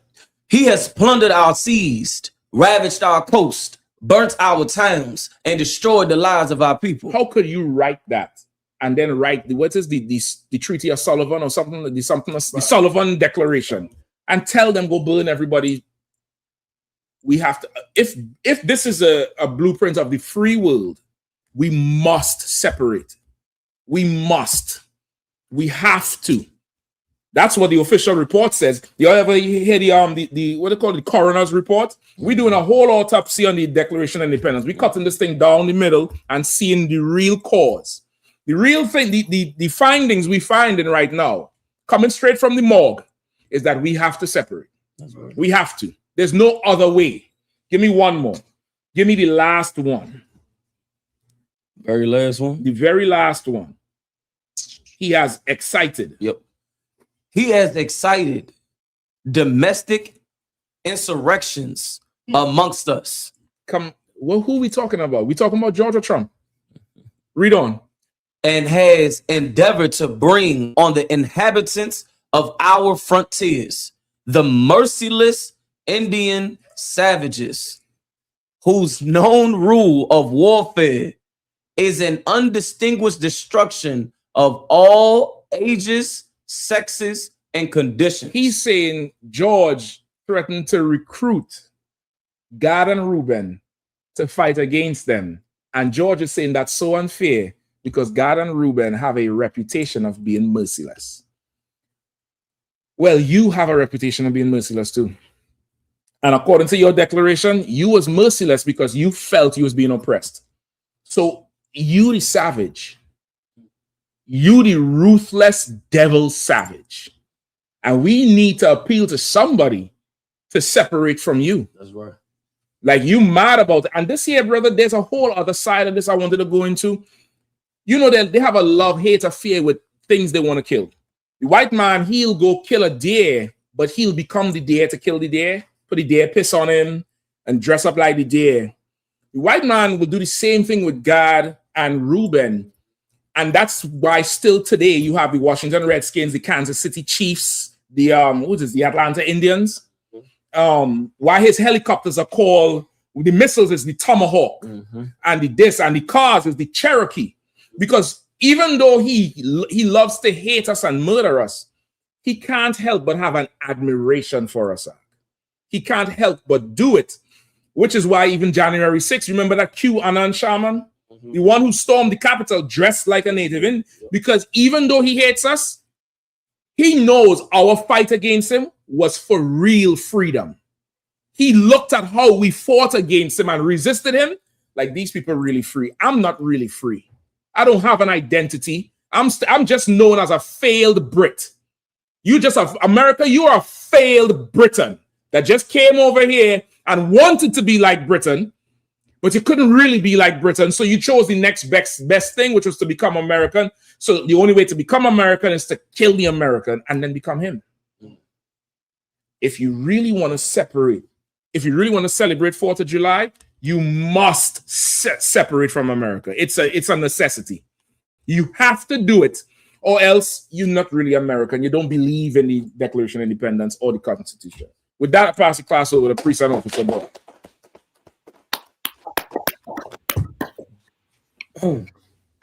Quickly, though. Security announcements. We are the I.S.U.P.K out of 1 West 125th Street of Harlem, New York, under Commander Jenny Yahanna. New rules for brothers and sisters. When a new brother or sister comes into the school, they are off limits for 6 months. They're to be saluted only. They're here to shed themselves of the world. After 6 months, if a brother or sister has an interest in a particular person, he or she must get permission from the head to speak to a brother or a sister. There's another 6 months in which the brother or sister will court each other. After the 6 month period, the brother or sister will get permission from the head to marry. Tithes, which is a commandment. You can find this in the book of Numbers, chapter 18, verse 21, and the book of Malachi, chapter 3, verse 8 through 10. Means 10th in Hebrew, and it's pronounced ma'ashara. 10% of every penny of any increase the Lord gives you, you give to the treasury department or teacher. Priest fund, free will offer for priests, not mandatory, whatsoever amount you would like to give. The upcoming Holy Convocation, we have the memorial. We have the memorial of the blowing of trumpets. That's the first day of the 7th month. That'll be Friday, September 11th of this year. You can find us in the book of Leviticus, chapter 23, verses 24 through 25. As well, we do have the I.S.U.P.K cookouts, annual cookouts coming up. This week is in Tennessee. The cookouts, those dates are posted. Check out our website and our social media, you understand, to get these dates. Remind Slag, you want to add anything, sir? No, you good. Remind Akiman Akwatin to check on social media such as ISUPK.com, Facebook, Twitter, YouTube, and so on for I.S.U.P.K events and materials. If a brother wants to be a trooper in the school, used to wear all black, which includes black boots, black shirt, black pants, black hair on the scarf. And with that, I say Amajium, which means to stand. This is you can stay seated. Men of Israel, we're going to give one courteous salute to the teacher. Men of Israel, Amajium Shabbat, Amajium, Barak, Yahanna Bashim Yajamata, Saul, which means to turn. Sisters, you can stand. Men of Israel, we're going to give one courteous salute to the sisters. Men of Israel, Abani Shabbat, Amajium, Barak, Yahweh Shema, Yajamata, class dismissed.